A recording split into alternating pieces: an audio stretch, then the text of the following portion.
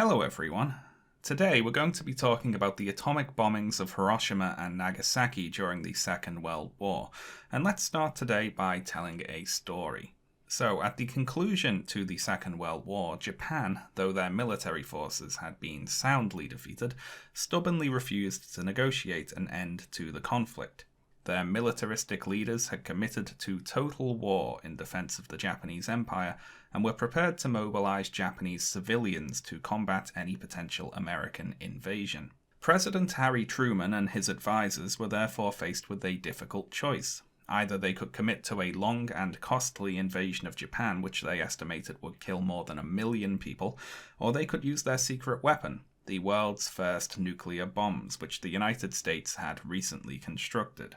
So, in order to shorten the war and avoid the need for an invasion, Truman decided to drop 2 bombs on Hiroshima and Nagasaki, 2 major military and industrial targets. Demonstrating the extent of the Japanese military's desire to keep fighting, however, even after these bombs were dropped, Japan's Supreme Council remained deadlocked, with some military leaders still refusing to consider negotiating a peace.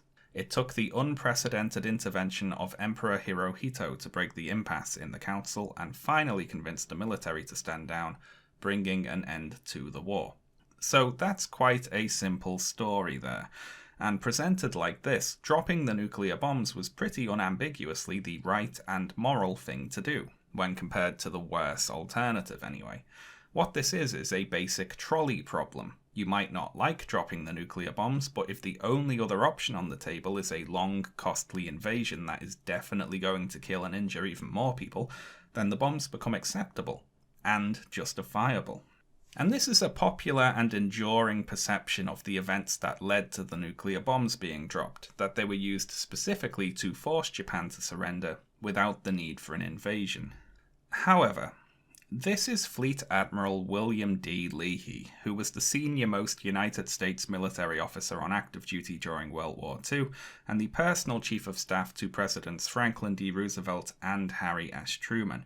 And after the war, with regards to the nuclear bombs, Leahy wrote the following: "It is my opinion that the use of this barbarous weapon at Hiroshima and Nagasaki was of no material assistance in our war against Japan. The Japanese were already defeated and ready to surrender because of the effective sea blockade and bombing with conventional weapons." Fleet Admiral Chester W. Nimitz, who was Commander-in-Chief of the US Pacific Fleet during World War II, said at a speech given on October 5th, 1945, "The Japanese had, in fact, already sued for peace before the atomic age was announced to the world with the destruction of Hiroshima and before the Russian entry into the war. The atomic bomb played no decisive part from a purely military standpoint in the defeat of Japan." And this is General Dwight Eisenhower, who was Supreme Commander of the Allied Expeditionary Force in Europe during World War II and later President of the United States. And his opinion of the atomic bomb was that the Japanese were ready to surrender and it wasn't necessary to hit them with that awful thing. And Eisenhower later wrote in his memoirs about a conversation he had with War Secretary Henry Stimson, in which he states, "I voiced to him my grave misgivings, first on the basis of my belief that Japan was already defeated and that dropping the bomb was completely unnecessary, and secondly because I thought that our country should avoid shocking world opinion by the use of a weapon whose employment was, I thought, no longer mandatory as a measure to save American lives. It was my belief that Japan was, at that very moment, seeking some way to surrender." And in 1944, President Roosevelt directed Henry Stimson to put together a survey team to write a report on the effectiveness of the Allied aerial bombing tactics during the war. Published in 1946, this strategic bombing survey came to the conclusion that Japan would have surrendered even if the atomic bombs had not been dropped, even if Russia had not entered the war, and even if no invasion had been planned or contemplated. So, what's going on here then? The people I just quoted there were all involved in the Second World War in important positions of political and military power, and instead of viewing the bombs as a necessary lesser of two evils, they instead see them as everything from simply militarily unnecessary to a grave moral crime. Now, obviously, if these people are correct that the bombings of Hiroshima and Nagasaki were not necessary to end the war, then the trolley problem version of the story we told at the start of the video can't be true, can it? So this is what we're here to investigate today. Which of these versions of history is closer to the truth? We're going to take a look at the closing months of the Second World War in the lead up to the atomic bombings. And I think we should start today by briefly introducing the various people that we're going to be talking about, a few of whom we've mentioned already. So first off, in the United States, we have President Franklin D. Roosevelt, who was in office for most of the Second World War.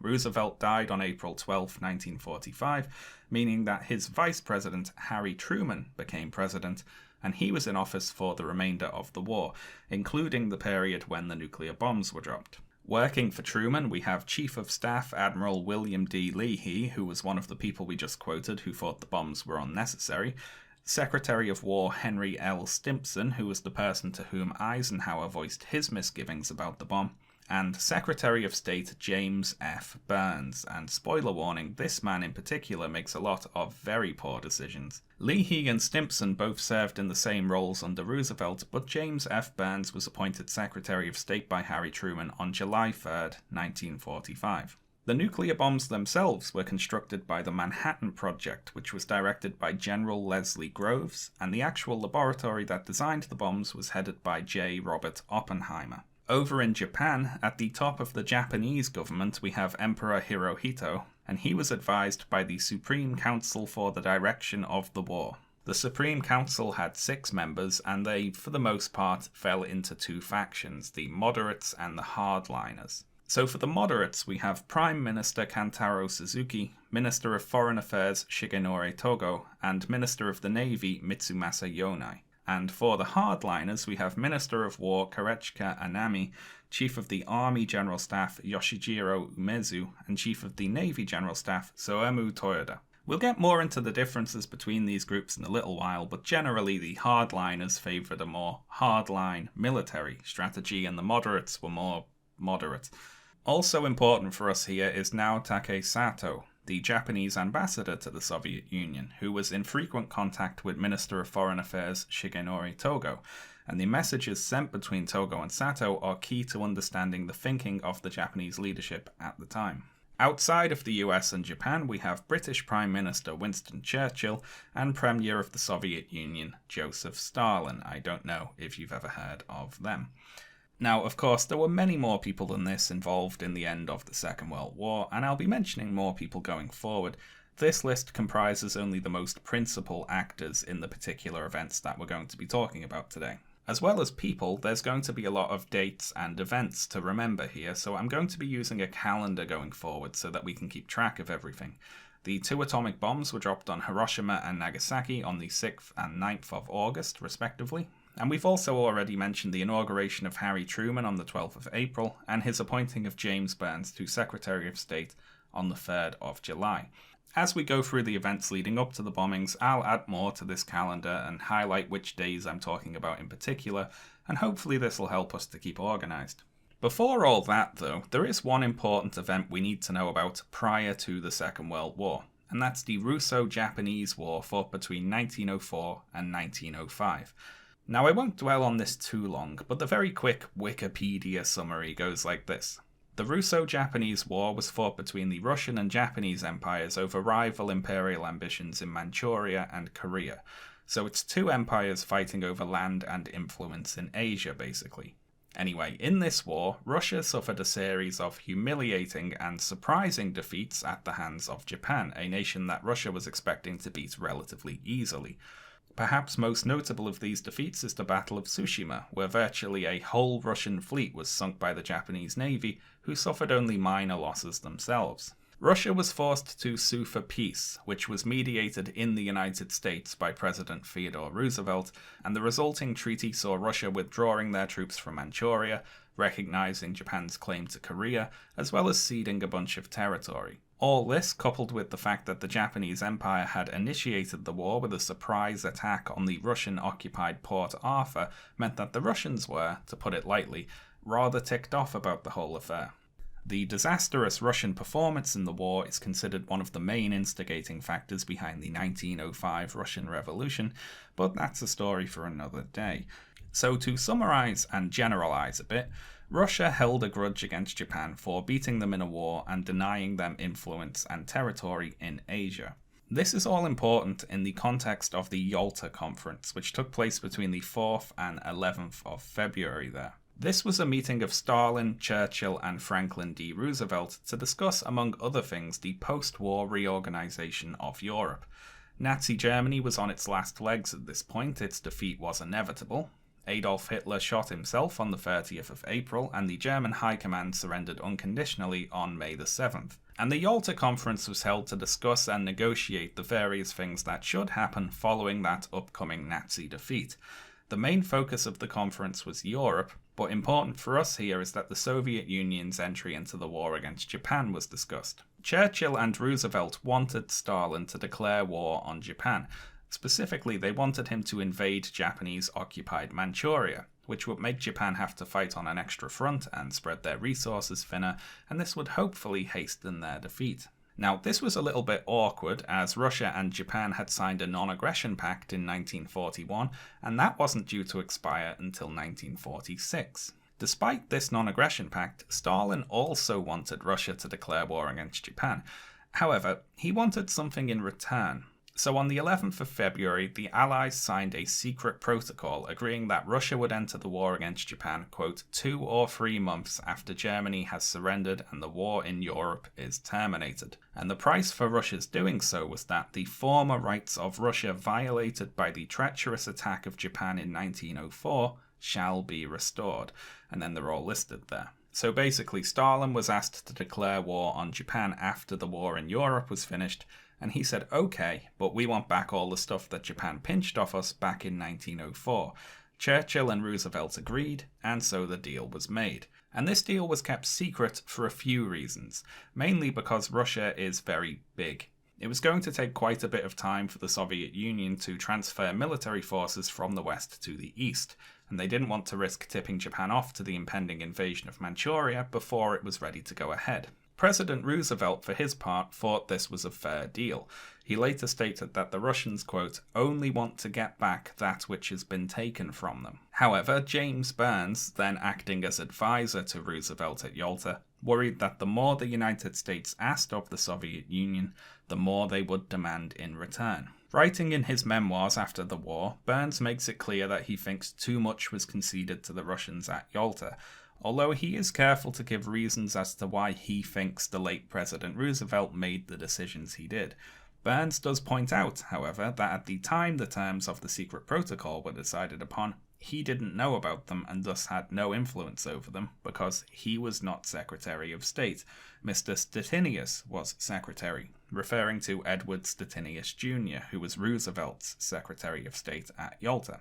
This is important for us here because although Truman kept on other of Roosevelt's staff after his death, he chose to replace Stettinius, feeling that too many concessions had been made to the Soviet Union at Yalta. And his new pick for Secretary of State was James Byrnes, a choice which signals a change towards a more aggressive stance with regards to Russia. Which leaves the United States in a bit of an awkward situation, diplomatically speaking. Under the previous president and Secretary of State, they'd signed a secret agreement with the Soviet Union, assuring them various concessions in exchange for going to war against Japan. But then that president died, and his Secretary of State was replaced. And the incoming president and Secretary of State aren't at all as keen on conceding anything to the Russians. And I wonder if that's going to cause any problems down the line. So let's leave the Allies in their awkward situation there and discuss what the Japanese government was up to during this time. And to oversimplify a little, throughout this whole period, the Japanese leadership had basically a single main aim, and that was to avoid having to accept an unconditional surrender and instead achieve a negotiated peace. The Supreme Council in Japan knew that they couldn't win the war, but they wanted peace on terms that they could negotiate. Nazi Germany, of course, was forced to accept an unconditional surrender by the Allies. Unconditional surrender here meaning surrender without any guarantees being made to the losing side. And Japan was very keen to avoid a similar fate. The main sticking point was the question of Japan's imperial institution and the fate of the emperor in particular. The emperor was more than just a regular old leader in Japanese society. He was a revered, quasi-divine figure of particularly special importance. And with his position as the head of the Japanese government, and importantly the Japanese military, Japan accepting unconditional surrender meant that the emperor could then conceivably be arrested and tried for war crimes and possibly even executed. This was something that Brigadier General Bonner Fellers, when advising General MacArthur, described as comparable to the crucifixion of Christ to us. The United States was very aware of the special position of the emperor and the gravity of the question of what should be done with him, but we'll get to that a little later. Now, there were disagreements in Japan's Supreme Council about what exact peace terms they should attempt to negotiate. On the more pessimistic, or realistic, end of the scale, we have Japan just getting out of the war however they can with the preservation of the imperial institution. So basically accepting whatever peace terms are offered so long as they guarantee the emperor's position. And on the more optimistic, or unrealistic, end of the scale, we have Japan getting out of the war while securing the preservation of the imperial institution, securing the preservation of Japan's military forces, avoiding a foreign occupation, maintaining Japan's occupied overseas territories, and ensuring any trials for Japanese war crimes were carried out by Japan. Now, this was all never going to happen, obviously, but it was argued for. The hardline militarists on the council were very keen on the preservation of the military, believe it or not. Holding out for these terms was obviously a desperate long shot, but these were equally desperate men. Regardless of these disagreements, though, the Supreme Council was unified on the first point. They were absolutely not going to lose the emperor, and therefore they want to avoid an unconditional surrender at any cost. And they pursued this goal both militarily and diplomatically. And let's talk about military strategy first. So the militarists on the Supreme Council favoured a strategy of making the war so difficult for the Allies that they would lose their taste for unconditional surrender and decide to negotiate peace, rather than fight on for another year or so at huge cost to themselves. So Japan wasn't going to win the war. They knew that, but they were going to end it on terms that were more acceptable to them. The Council anticipated an upcoming Allied invasion of Japan and planned to throw everything they had at it, including civilians, in order to wear down the Allied will to fight, and thus secure better terms. A similar situation played out in miniature on the island of Okinawa. Now, Okinawa was occupied by the Japanese military, and when the US military invaded it, local inhabitants of the island, including children, were conscripted by the Japanese military and sent to die by the thousands. And by the time Okinawa was captured by the Allies on July the 2nd, both the Japanese and US militaries had lost considerable amounts of lives and military equipment. It was both a very costly loss and a very costly victory. President Truman, for his part, was very concerned about the losses at Okinawa and feared that committing to a full invasion of Japan could mean, quote, an Okinawa from one end of Japan to the other. So that's the Supreme Council's military strategy there. Diplomatically, the Council's plan was to convince the Soviet Union to mediate a peace between Japan and the other allies, much like the United States had mediated peace at the end of the Russo-Japanese War. Japan was counting on the pact of neutrality they had with the Soviet Union to keep the Russians out of the war. They hoped that they would have a better chance at securing favourable peace terms if they had the Soviet Union backing them up, and in exchange for helping them with negotiations, the Japanese leadership was prepared to offer Stalin various territorial concessions from their empire. Now, unfortunately for the Japanese people, both the military and diplomatic strategies of the Japanese leadership were, to put it bluntly, rubbish. To take the diplomatic strategy first, in trying to persuade Stalin to help them out, they were bargaining from a position of weakness.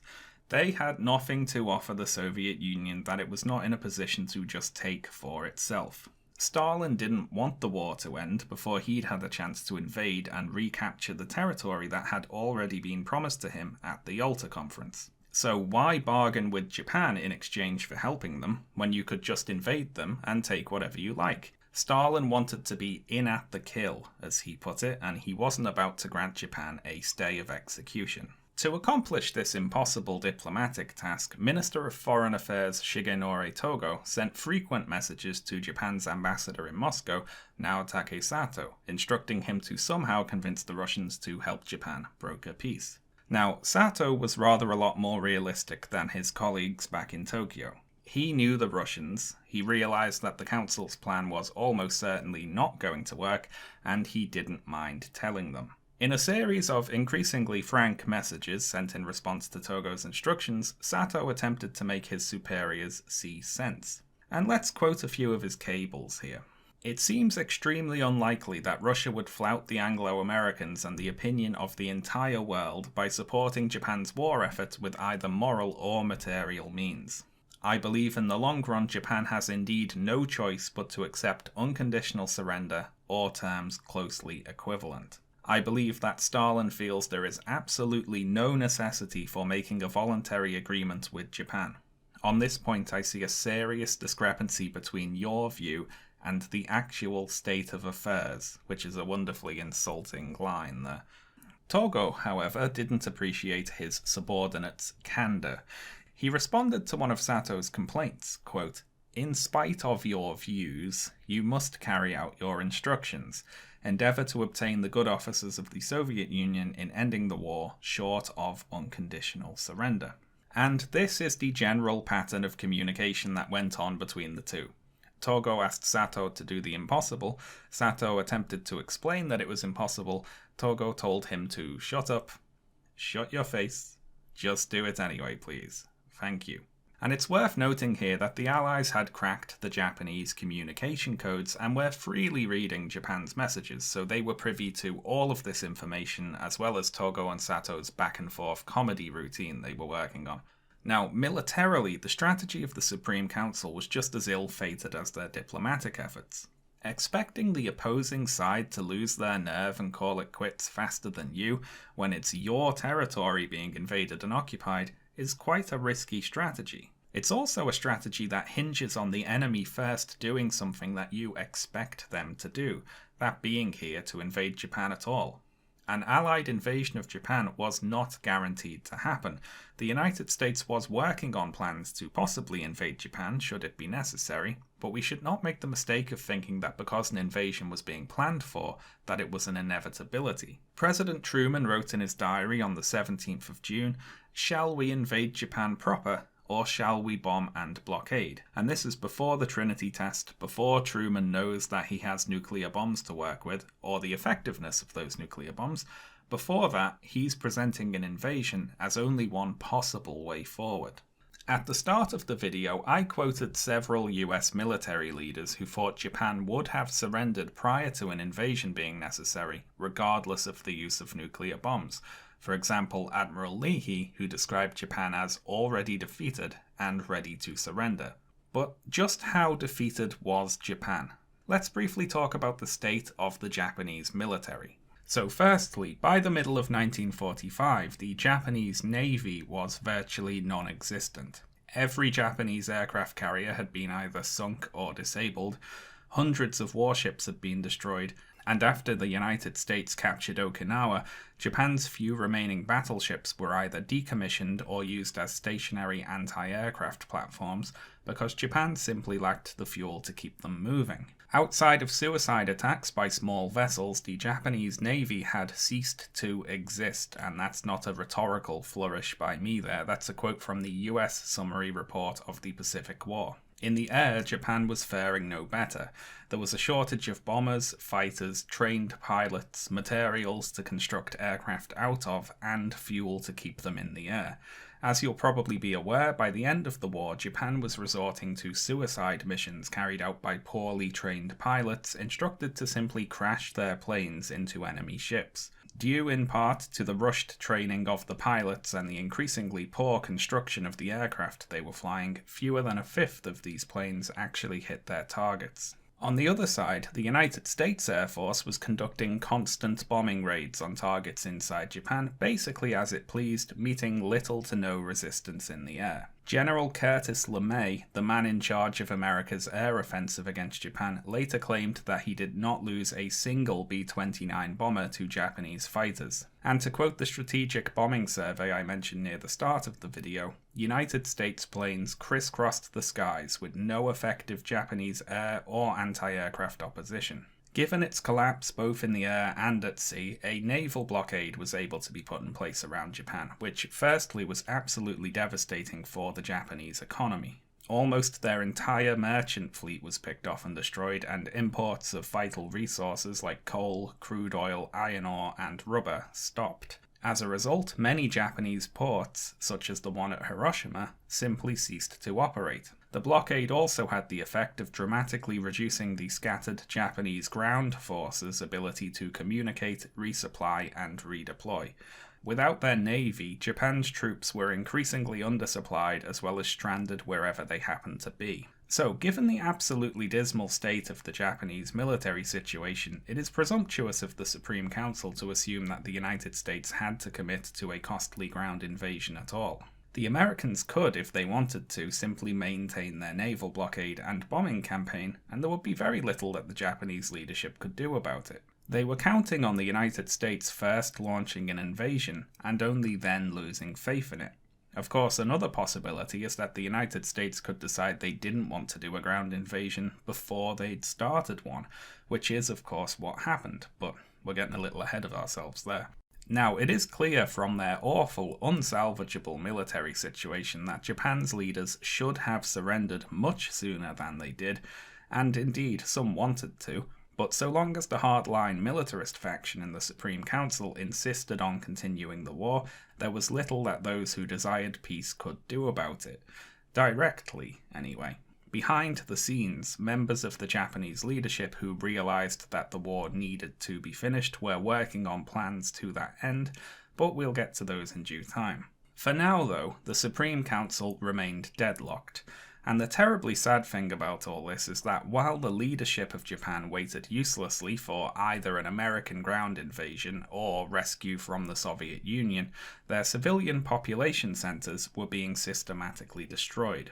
And here we need to introduce the concept of strategic bombing, that being the intentional targeting of enemy cities with area bombing raids with the aim of destroying the enemy's morale and industry. Now, strategic bombing is interesting in that its name changes depending on who is doing it to whom. When we're doing it to them, it's called strategic or morale bombing, and it's a calculated, emotionless tactic intended to bring a swift end to the war by breaking enemy morale and disrupting their war industry. When they're doing it to us, on the other hand, it's called terror bombing, and it's a cowardly, despicable tactic intended to instill fear in the population by the ruthless slaughter of innocent women and children. It all depends on your point of view, really. The strategy of indiscriminate area bombing had been used prior to World War II, but it was during the war that it really got up to speed.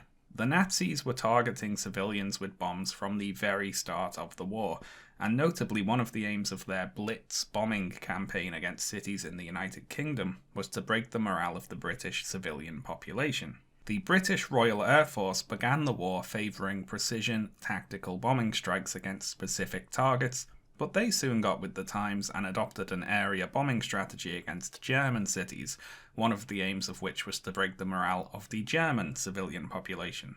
And there were two main branches of thinking behind making civilians the target of bombing raids. There's the material reasoning and the psychological reasoning. And we'll talk about the material reasoning first. So, why spend time and resources trying to exclusively bomb small, mobile military targets that can fight back, when you can just fly behind those targets and bomb the factories and shipyards that are producing them? And those factories and shipyards supplying the military, they're staffed by civilians who usually live in nearby houses. They're also culpable to some degree for keeping the war machine going, right? And if we bomb them, there will be fewer workers to work at those factories, and therefore will reduce the enemy country's production and end the war quicker. So it's not that we want to bomb civilians, you see, it's simply that we think this will be less painful in the long run. Now, cities aren't solely comprised of war factories and worker housing, of course. But all the other things in the city, the non-military industries that keep those workers alive, the hospitals that heal them when they're sick and injured, the schools that educate their children, all these things are connected, in varying degrees, to the functioning of that society's capacity for war. So, following this logic, you can just bomb everything, by in effect reclassifying everything in the city as a military target. Once you've done this, bombing civilians is impossible, because there are no civilians. The city is just one big military installation.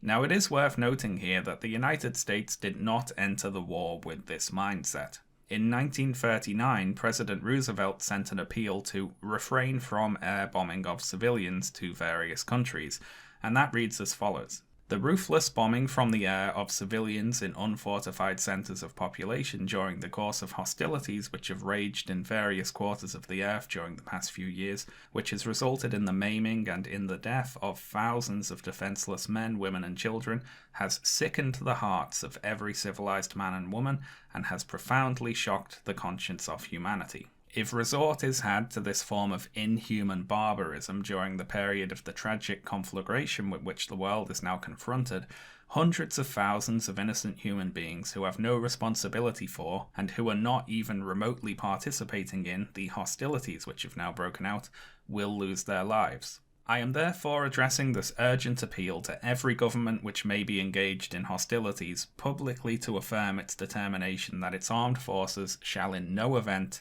and under no circumstances undertake the bombardment from the air of civilian populations. So, some very high-minded words from a leader not yet in the war there.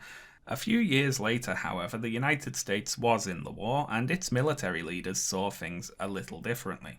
And to quote General Curtis LeMay, there are no innocent civilians. It is their government, and you are fighting a people. You are not trying to fight an armed force anymore, so it doesn't bother me so much to be killing the so-called innocent bystanders.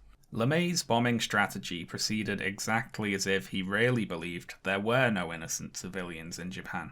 Once Allied bombers were able to reach Japan, mass fire bombings of Japanese population centres began, killing and displacing hundreds of thousands of civilians. The firebombing of Tokyo on the 9th and 10th of March killed an estimated 100,000 people by itself and made 1 million more homeless. So, in the course of just a few years, the bombing of innocent civilians went from inhuman barbarism to there are no innocent civilians. Civilians were just another military asset to be bombed as far as the Allied Air Force was concerned. Now, the other line of reasoning for strategic bombing was the possible psychological effects that would result from the bombing of civilian population centres. Those being that perhaps the population would lose faith in their government, or the soldiers on the front lines would be demoralised by their families and homes being bombed while they were away, and all this would therefore lead to an increased likelihood for the enemy to surrender. And the material reasoning for the bombing was often used merely as a pretext for this actual psychological aim. Winston Churchill let this slip in a memo he drafted on the 28th of March, in which he addresses the controversial bombing of Dresden, which took place between the 13th and 15th of February. In this memo, Churchill says, "It seems to me that the moment has come when the question of bombing of German cities, simply for the sake of increasing the terror, though under other pretexts, should be reviewed. Otherwise we shall come into control of an utterly ruined land. The Foreign Secretary has spoken to me on this subject, and I feel the need for more precise concentration upon military objectives such as oil and communications behind the immediate battle zone, rather than on mere acts of terror and wanton destruction, however impressive."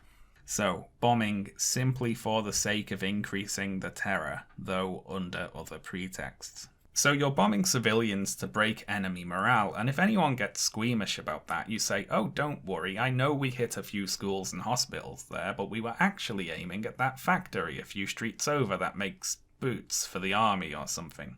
Every city had something or other in it that supported the armed forces in some way, and thus there was always a handy excuse for indiscriminately area bombing anywhere.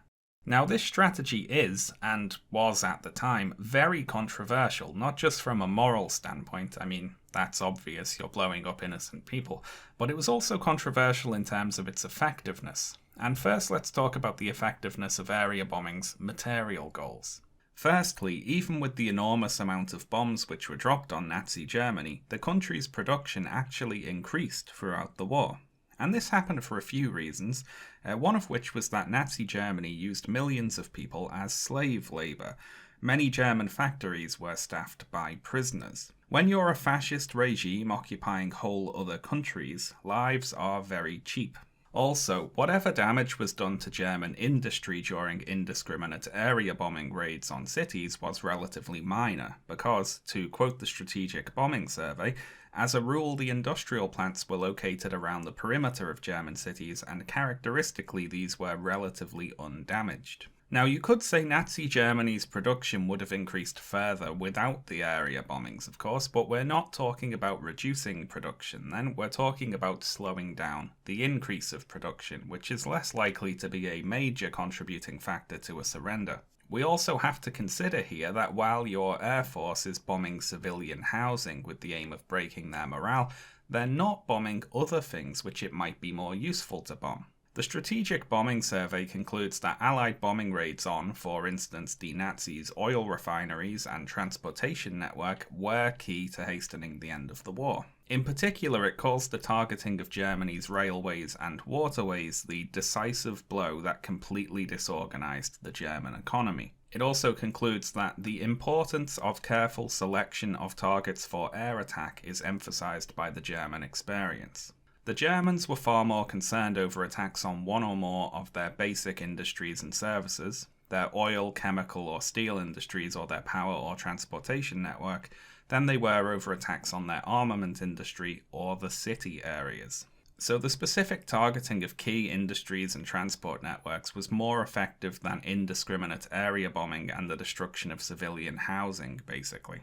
Next, let's talk about the psychological effectiveness of area bombing. The thinking that area bombing would lead to a surrender caused by a breakdown in morale turned out to have a few flaws. Firstly, on the government end, militaristic, totalitarian, fascist regimes don't care about the opinions or well-being of their civilians. So they're not likely to throw in the towel just because lots of ordinary people are getting killed or injured or made homeless. They don't care about that. Caring about people is not high on the list of priorities for totalitarian fascist regimes.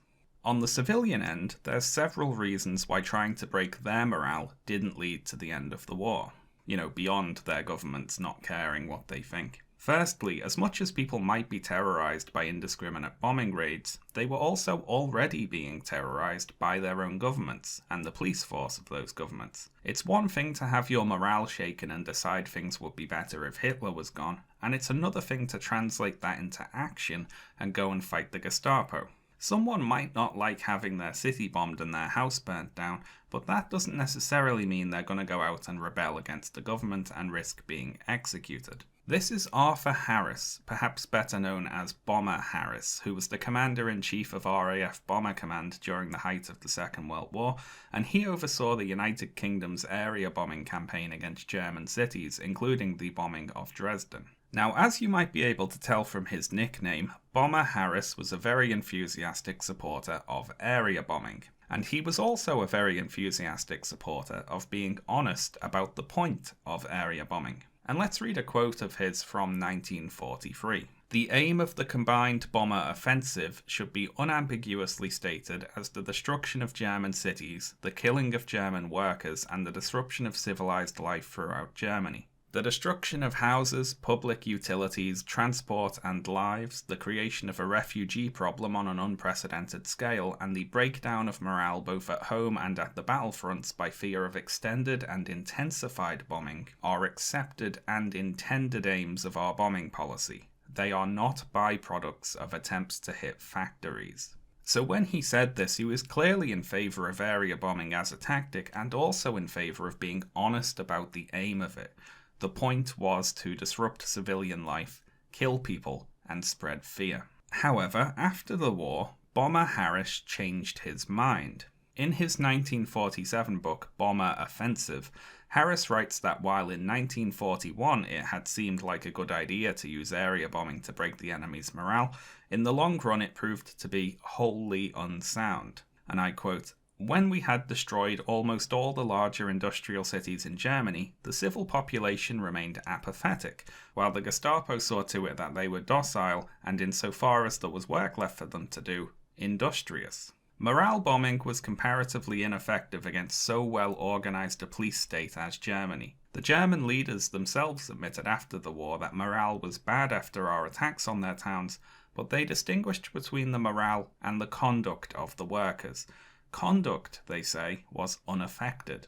In other words, there was nothing unarmed Germans could do about it, with the Gestapo standing by and with the concentration camp round the corner.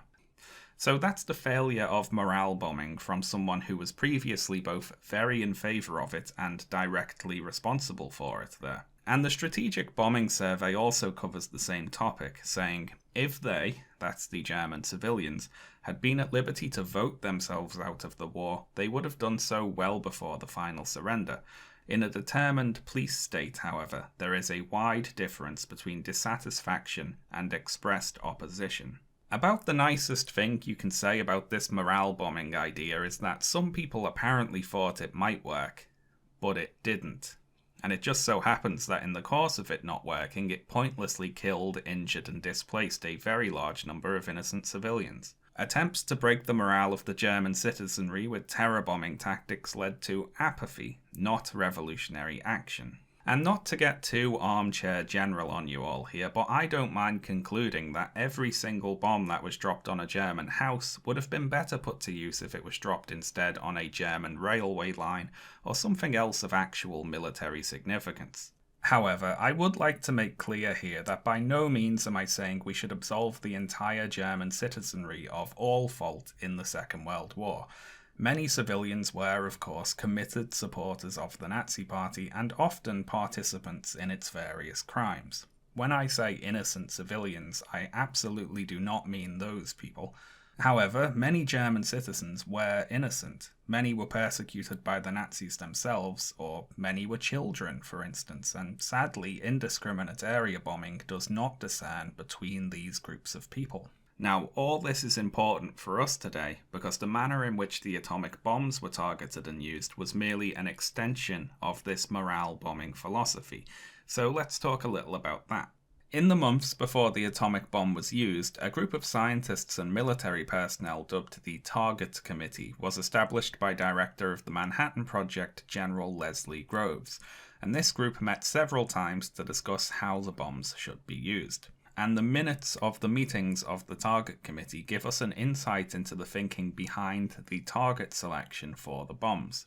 On the 10th of May, the group met in the office of J. Robert Oppenheimer, who was the head of the laboratory that designed the bombs and one of the scientists on the committee.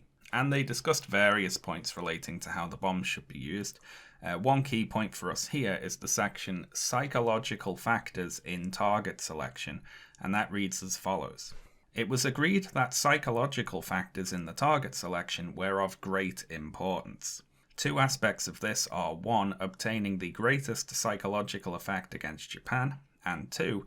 Making the initial use sufficiently spectacular for the importance of the weapon to be internationally recognized when publicity on it is released. So when picking targets here, they're not just thinking about the psychological effects upon the inhabitants of Japan, they're also already thinking about the effects the bomb will have outside of the war. They want the bomb to be sufficiently spectacular, like they're setting off a big firework or something.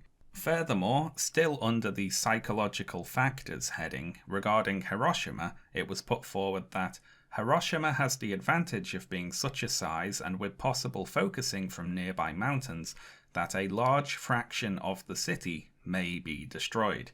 That's an advantage, remember. So, in picking Hiroshima as a target, they were aiming to destroy a large fraction of the city, due specifically to the associated psychological factors. Reading these minutes, it is clear that the members of the Target Committee were much more focused on the psychological effects of the bomb than its practical physical effects upon Japan's military capabilities. Regarding this, they write, use against military objectives. Nice use of quotation marks there. It was agreed that for the initial use of the weapon, any small and strictly military objective should be located in a much larger area subject to blast damage in order to avoid undue risks of the weapon being lost due to bad placing of the bomb. So they didn't want to bomb an isolated, strictly military target for fear of missing and losing the weapon. Whereas if they dropped a bomb on a city, missing their air quotes military target is just fine, because a large fraction of the city will still be destroyed regardless, and therefore the bomb will still convey the very important psychological effects.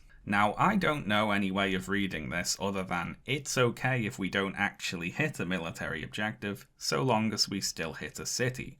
Actual material effects upon Japan's military capabilities were clearly not of prime importance here.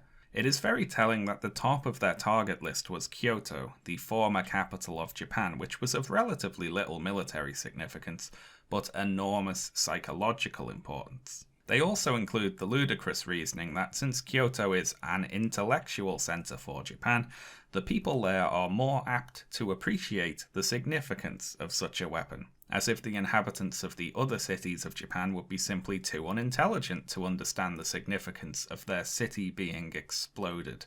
In the end, of course, Kyoto was not hit with an atomic bomb. General Leslie Groves wanted very much to bomb Kyoto, but after a lot of stalling, it was reluctantly taken off the list of targets on the persistent and repeated orders of Secretary of War Henry Stimson, who, and yes, this is the actual reason, once went there on holiday. At a meeting of the Interim Committee on the 31st of May, Stimson described Kyoto as exclusively a place of homes and art and shrines, and argued it must not be bombed. The minutes of this meeting on the 31st of May reveal the confusing and contradictory list of requirements for the bomb targets. And let's read a little from the section Effect of the Bombing on the Japanese and Their Will to Fight. After much discussion concerning various types of targets and the effects to be produced, the Secretary expressed the conclusion, on which there was general agreement, that we could not give the Japanese any warning, that we could not concentrate on a civilian area, but that we should seek to make a profound psychological impression on as many of the inhabitants as possible. Now, this doesn't make a whole lot of sense. If you aren't concentrating upon a civilian area, how do you make a profound psychological impression upon as many inhabitants as possible? It's not going to make much of an impression on the Japanese population if you drop the bomb on some isolated military target somewhere where no one will see it. It would just be one more thing that got bombed that day.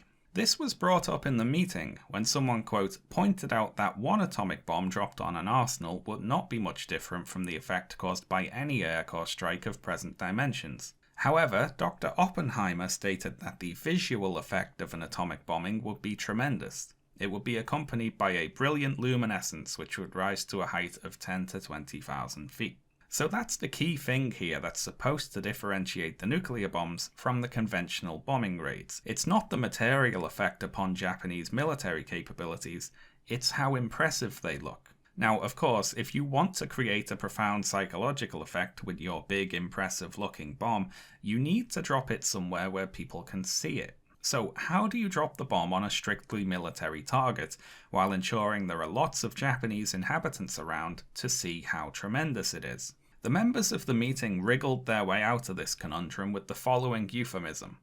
The most desirable target would be a vital war plant employing a large number of workers, and closely surrounded by workers' houses.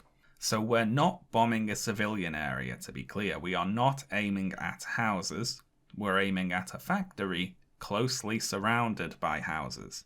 And if we happen to miss the factory, that's okay. We won't lose the bomb, because it will still destroy a large fraction of the city, remember. But again, we're not targeting the civilians. We promise. What a load of rubbish, honestly. They want to bomb civilians, they have decided to bomb civilians, and they know it, but they're too cowardly to admit it. So they're pretending the desired effects of the bomb will merely be the byproduct of an attempt to hit a factory, as Bomber Harris put it. Now, Secretary Stimson went along with this ridiculous euphemism, or at least contented himself with having saved his pet city of Kyoto. The other target cities were placed on a no-bomb list, meaning that they were not to be targeted by the Air Force with conventional bombings prior to being hit with the atomic bombs. This was because another desired attribute of the potential bomb targets was that they were, as far as possible, undamaged, so as to better demonstrate the destructive power of the atomic bomb. They want a spectacular show, after all. Now, this requirement speaks to the relative military unimportance of the cities that ended up making the list. They were thus far undamaged in part because they were not high-priority military targets. This is something for us to keep in mind when considering those justifications for the atomic bombs that highlight whatever military industry existed in Hiroshima and Nagasaki. Because whatever military industry existed in those cities did so specifically because they were not being attacked, initially because of the city's relative unimportance compared with higher value bombing targets, and following that because they were on this no-bomb list. Allied bombers had attacked dozens of Japanese cities with conventional weapons. Tokyo was extensively firebombed months before the atomic bombs were dropped. There was nothing stopping Allied bombers from also attacking the list of target cities if they were supposed to be so important to Japan's military efforts, except for the fact that they were being preserved on purpose to be destroyed with atomic bombs.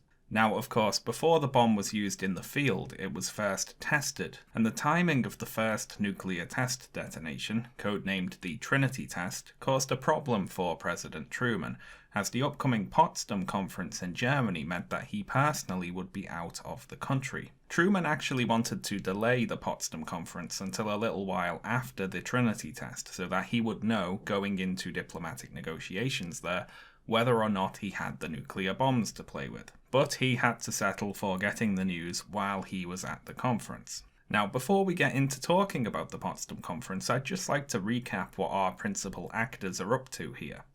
So, Truman was stating his intent to get Russia to commit to the Japanese war, and he later wrote that it was his main objective in going to Potsdam. The Soviet Union was ignoring Japan's peace feelers and, per the secret agreement they made at Yalta, preparing to void the non-aggression pact they had with Japan and invade Manchuria. Japan was organizing a diplomatic mission to travel to Moscow and meet with Stalin directly in order to hopefully convince him to negotiate an end to the war. This diplomatic mission was led by Prince Fumimaru Konoe. Now, Konoe was a prestigious politician and former prime minister who, prior to the war, had advised against attacking America. He thought Pearl Harbor was a mistake, and he was very critical of the hardline militarists, stating in a report to the Emperor in February of 1945 that they were the greatest obstacle to a termination of the conflict, and that even though they knew they would lose, they are likely to continue fighting to the very end, merely to save face. So the selection of this chap to head the diplomatic mission to Russia sends a clear message here. The Emperor wants the war over, and he wants to send Konoe to talk to Stalin to get it done.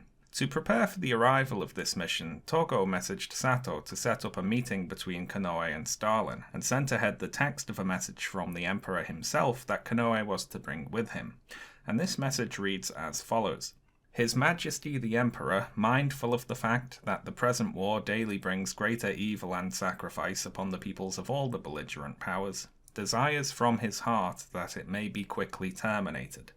But so long as England and the United States insist upon unconditional surrender, the Japanese Empire has no alternative but to fight on with all its strength for the honour and existence of the motherland. Now, Stalin got this message but made no immediate response. He too was heading to the Potsdam Conference, and that's what we're going to talk about next. So, the Potsdam Conference took place between the 17th of July and the 2nd of August. Now, this conference was similar to the Yalta Conference in that it was a meeting of the leaders of the Soviet Union, United Kingdom, and United States to discuss various matters related to the post-war organization of Europe. However, in the time between the two conferences, a few important things had changed. Firstly, as we've mentioned, the US President and Secretary of State had changed, and Truman and Byrnes wanted a harder line on Russia. We don't need to get too deep into it here, but negotiations with the Soviet Union regarding various matters related to Europe had become increasingly difficult. Plus, the Nazis were out of the war by now, which meant there was less incentive for the other allies to concede to Stalin's demands. Another important change was the completion of the nuclear bomb project. The Trinity test was conducted early in the morning on the 16th of July, just prior to the Potsdam conference, and the test was a success. The Manhattan Project scientists demonstrated that they could detonate a nuclear bomb. Now, though the leadership of the United States had intended to get the Soviet Union into the war against Japan, all the things we just mentioned contributed to an important shift in opinion on that issue that was going on behind the scenes. And 2 diary entries written by President Truman at Potsdam make clear this shift in opinion. The first comes on the 17th of July, when Truman met Stalin for the first time, and they discussed various matters, including Russia's entry into the war against Japan. Truman's diary account of the conversation reports that Stalin will, quote, be in the Japanese war on August 15th. Finny the Japanese when that comes about, although Truman uses a 3-letter shorthand for Japanese that I won't repeat here on account of it being a racial slur. So, the indication from this diary entry on the 17th of July is that Truman thinks that Japan is close to being finished off, and that Soviet entry into the war is what is going to do it. And he furthermore wrote a letter to his wife while at Potsdam stating, I had gotten what I came for. Stalin goes to war on August 15th with no strings on it. And he goes on to mention how this means he thinks the war will be shorter and fewer lives will be lost as a result. So Truman seems positively enthusiastic about Soviet entry into the war right here. And it is interesting to note that Truman's belief that Japan would be finished off by a Soviet declaration of war means that he already thinks a US invasion of Japan is unnecessary. The second entry into Truman's diary I want to talk about comes the very next day. Now, Truman had been informed of the success of the Trinity test already on the 16th of July, but it's here on the 18th that he first gets an indication of just how powerful the atomic bomb was. Henry Stimson received a coded message describing an explosion that could be seen for hundreds of miles, and he relayed this to Truman, who he described as greatly reinforced and highly delighted upon hearing the news. And writing in his diary on this day, Truman says the following, believe the Japanese will fold up before Russia comes in. I am sure they will when Manhattan appears over their homeland. So here, Truman is presenting the bombs as an event that will preempt a Russian invasion as the thing that will cause the Japanese to fold up. This was an opinion shared by James Byrnes, who later wrote in his memoirs that, during the Potsdam conference, quote, I would have been satisfied had the Russians determined not to enter the war. Notwithstanding Japan's persistent refusal to surrender, I believed the atomic bomb would be successful and would force the Japanese to accept surrender on our terms. I feared what would happen when the Red Army entered Manchuria. James Byrnes also rather candidly admitted in a post-war interview that, quote, it was ever present in my mind that it was important that we have an end to the war before the Russians came in. Neither the President nor I were anxious to have them enter the war after we'd learned of this successful test. So here, Byrnes is directly tying the desire to keep the Russians out of the war to the news coming in from the Trinity test. And Walter Brown, who was assistant to James Byrnes at Potsdam, wrote in his diary on the 24th of July that Byrnes told him he believed that after the atomic bomb was dropped, Japan will surrender and Russia will not get in so much on the kill. So, the plan was to get Russia to invade Manchuria, something that would likely finish the war. But finishing the war with Russia's help does mean having to deal with Stalin being at the negotiating table afterwards, and given the difficulty of how the European negotiations are going, and how Roosevelt, God rest his soul, has already gone and promised Stalin a bunch of concessions for helping out, maybe it wouldn't be such a bad thing if Russia ended up not being necessary here after all. And since the Trinity test was just a big success, we now have these very destructive nuclear bombs to play with. And maybe when we use these, Japan might surrender, to us specifically, before Russia even declares war. And wouldn't that be handy? And I'd like to point out 2 more things about this diary entry on July the 18th. The first is that Truman writes he believes the Japanese will fold up before Russia comes in. He does not write, I believe the Japanese will fold up before a US invasion of Japan is necessary. An invasion of Japan is already off the table here as far as Truman is concerned. Truman and Byrnes are not presenting the bombs as an alternative to a US invasion of Japan as a means to end the war. They are presenting the bombs as an alternative to a Soviet invasion of Manchuria as a means to end the war. The second thing I'd like to point out about this diary entry is that Truman writes the Japanese will fold up when Manhattan appears over their homeland. And that's when, not if. Truman writes about the use of the nuclear bombs as a thing that simply is going to happen, and then he speculates about the effects they will have. Nowhere here is the thought that the bombs might possibly not need to be used. As Truman later states in his memoirs, I regarded the bomb as a military weapon and never had any doubt that it should be used. And this is concerning in light of the fact that on July 18th, Truman learned of the message that the Kanoe mission was to deliver to Stalin. After meeting with Churchill, Truman notes in his diary that Stalin had told PM, that's Prime Minister Churchill, of telegram from the Japanese Emperor asking for peace.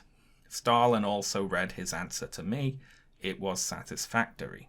As for what Stalin's satisfactory answer was, we can read this account of Admiral Leahy's of a meeting 10 days later. Stalin enlivened the proceedings by reporting that on July 18th he had received a request from Japan to mediate for them with the Allies to end the war. He said this request included a proposal to send a Royal Prince of Japan to Moscow as chief of the mission. The Generalissimo said that his reply was that the proposal was too vague to warrant his approving a meeting with the proposed mission. Stalin then says that he had that day received another message from Japan attempting to clarify the purpose of the mission, but that he was going to send the Japanese the same response. Leahy concludes that it was clearly evident that Stalin was at that time determined to enter the war against Japan, which plainly was to the advantage of Russia now that Japan was certain to be defeated. So, Tokyo is sending messages to Stalin asking for him to mediate an end to the war, and he's avoiding answering them directly and instead repeatedly asking for clarifications,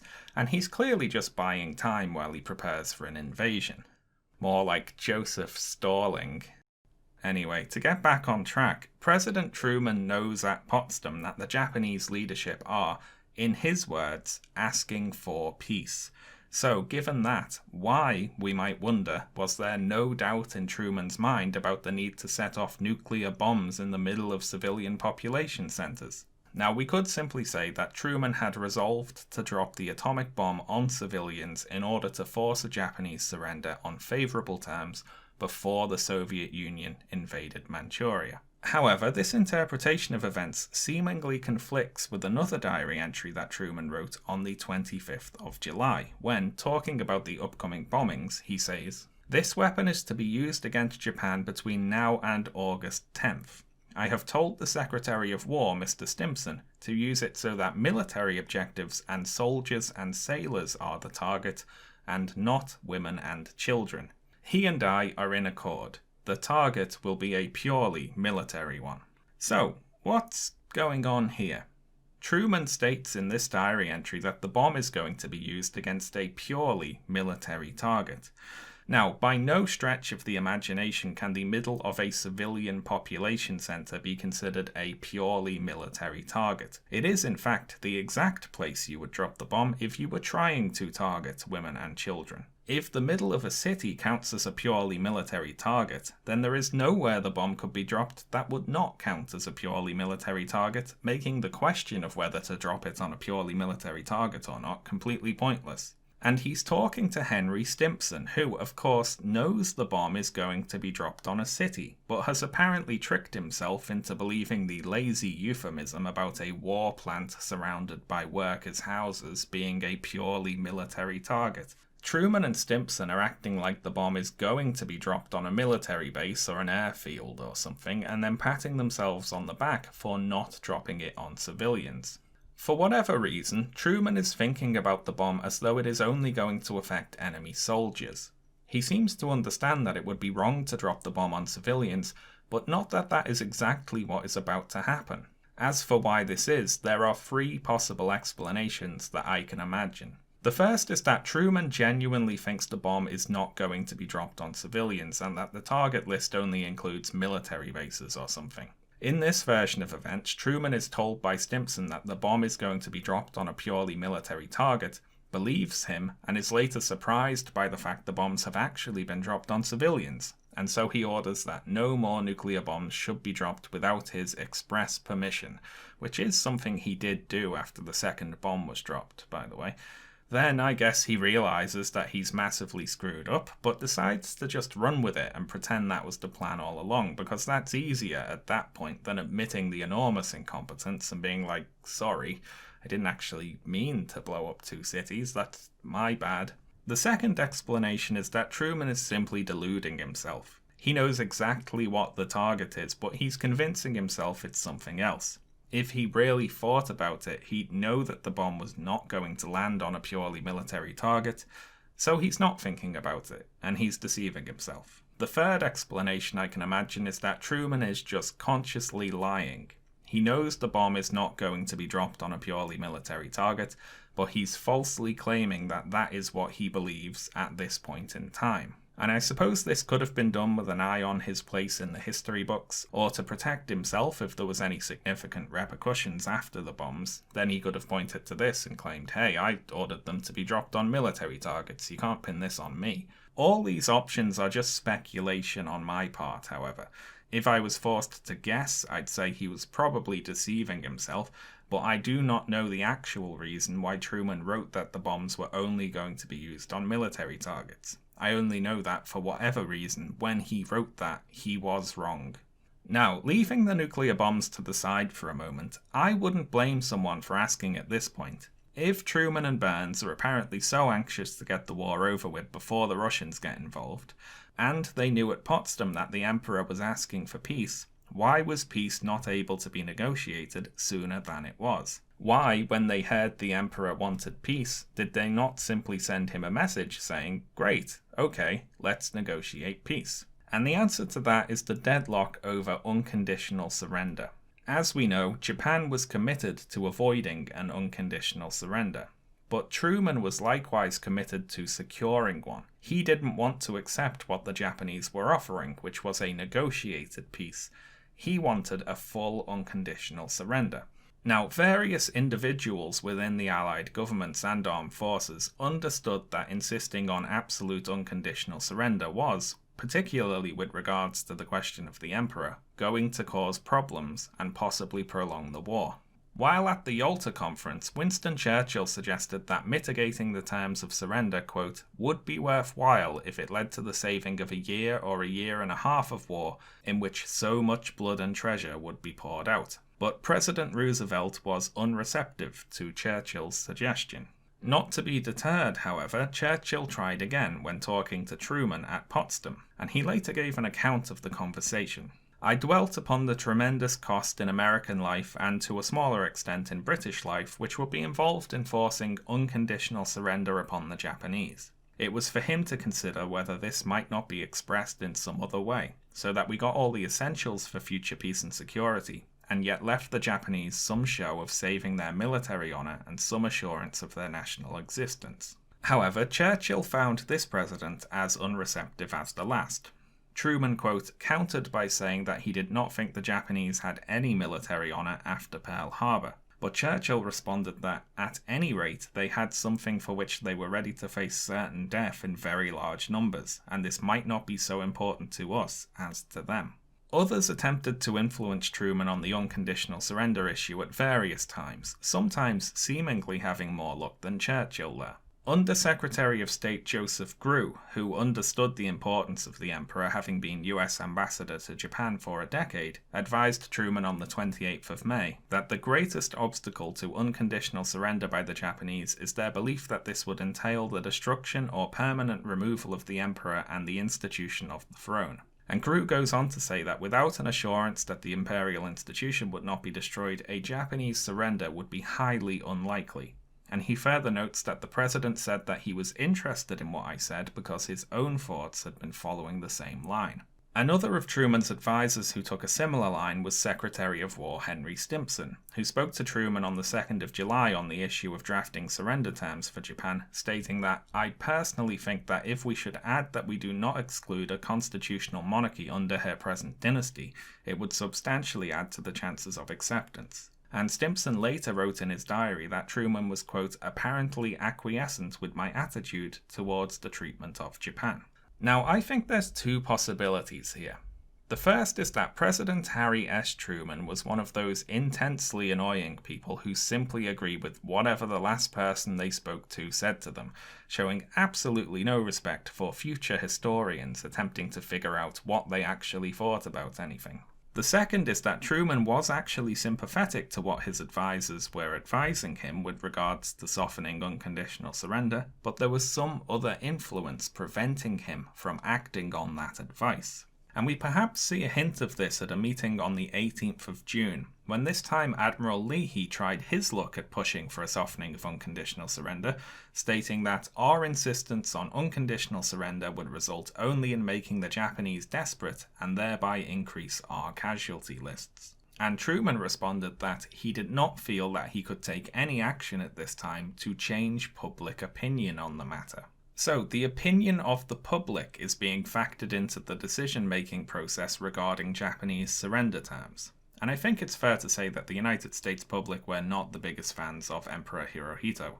A Gallup poll conducted on the 29th of June reported that when asked what the fate of the emperor should be after the war, the most popular response was "execute him." So any US president with an eye on public opinion is in a bit of a tricky position when it comes to openly telling Japan they can keep their emperor, especially if said US president has a history of calling for unconditional surrender. Just about the only person not advising Truman to soften the surrender terms was James Byrnes, who will later rather dramatically state that Truman appearing to back down from unconditional surrender would lead to the crucifixion of the president. All of this is complicated by the fact that, behind the scenes, the leadership of the Allied military did not desire to get rid of the emperor.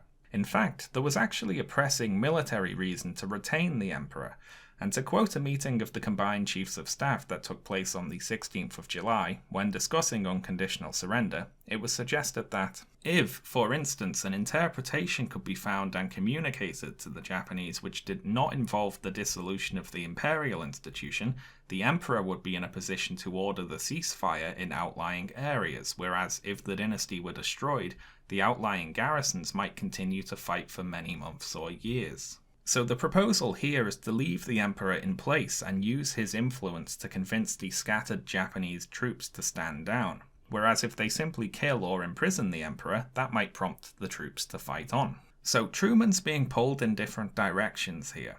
Strictly militarily speaking, letting Japan keep the emperor makes a lot of sense. It will almost certainly shorten the war, save lives, and be the thing to convince the Japanese military to give up. Conveying that message to the Japanese leadership prior to their surrender, though, is potentially risky from a domestic political standpoint. If you've previously been calling for unconditional surrender, you don't want to be seen as reversing position on that and giving in to a hated enemy's demands. However, the threat of the Soviet Union's expansion into Asia means you do want to end the war quickly. So there's conflicting motivations here, and these conflicting motivations came to influence the construction of the Potsdam Declaration.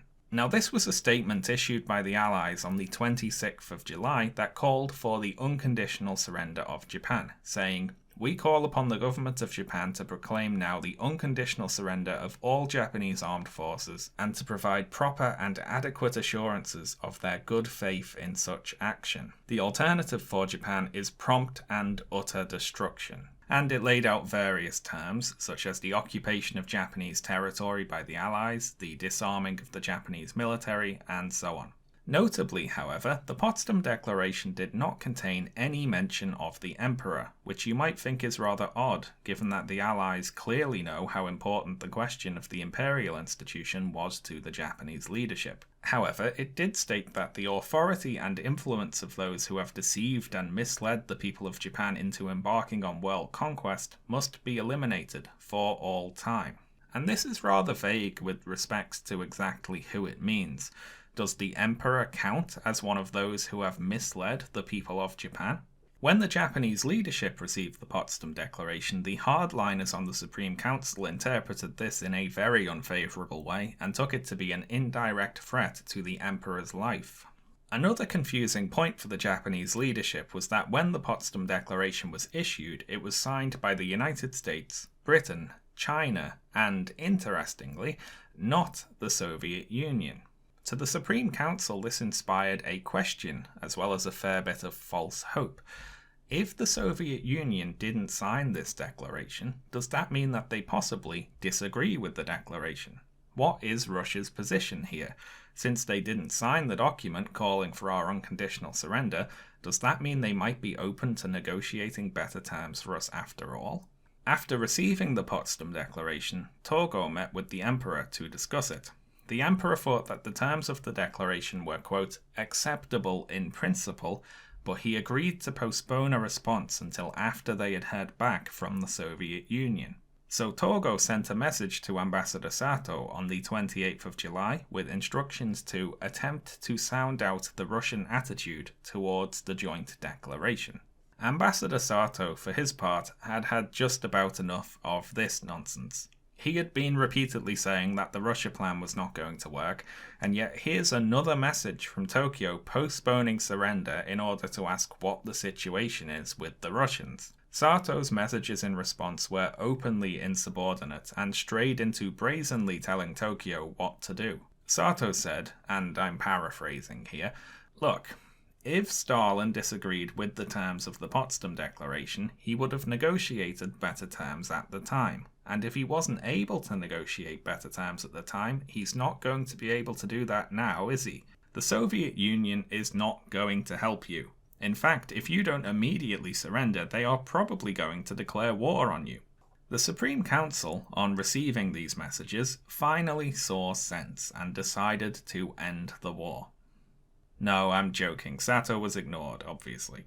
So the Potsdam Declaration contained no direct information about the fate of the Emperor, and it left open the question of the Soviet Union's position, which prompted the Japanese leadership to postpone a response until they knew what that was. Until then, their official position was to ignore the declaration. So if the Potsdam Declaration was intended to produce a surrender from Japan, it failed.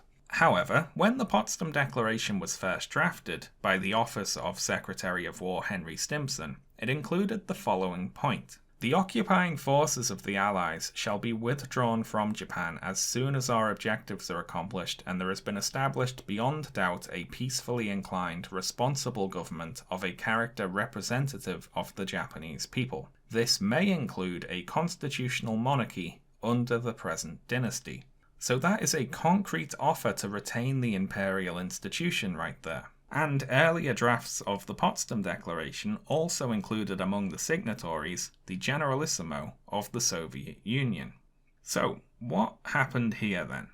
Well, between the first draft leaving Stimson's office and it being issued publicly, the Potsdam Declaration went through various drafts. Most importantly for us here, the document was edited by President Truman and James Byrnes. The final draft, of course, saw the Soviet Union being removed from the list of signatories and the offer to retain the imperial institution deleted. Firstly, on the issue of the Soviet Union being removed from the declaration, President Truman simply writes in his memoirs that Stalin could not, of course, be a party to the proclamation itself since he was still at peace with Japan. So that's Truman's stated reason for excluding the Soviet Union from the declaration. The Soviet Union is not yet in the war and technically still has a non-aggression pact in place with Japan. But why, we might ask, does this mean that the Soviet Union can't sign a document calling for Japan to surrender? I mean, Truman's stated intent for going to Potsdam was to convince the Russians to violate that non-aggression pact and have their military attack the Japanese military. So I'm going to go ahead and assume that respect for the sanctity of non-aggression pacts is clearly not the reason here. And if Truman is implying that he was worried that the Soviet Union signing the document would lead to war between Russia and Japan, well, that's what he's supposed to want to happen. In fact, the Soviet Union's exclusion from the final draft of the document came as an enormous surprise to the delegation from the Soviet Union, who had written their own draft of the Potsdam Declaration, which included themselves as signatories. So they clearly wanted in on the signing of the document. Instead, the Soviet delegation was not consulted about the drafting of the declaration and were only told it was being released to the press at the same time it was being released to the press. Soviet Minister of Foreign Affairs Molotov submitted a request to delay the publication of the declaration, but James Byrnes claimed he didn't get the message in time.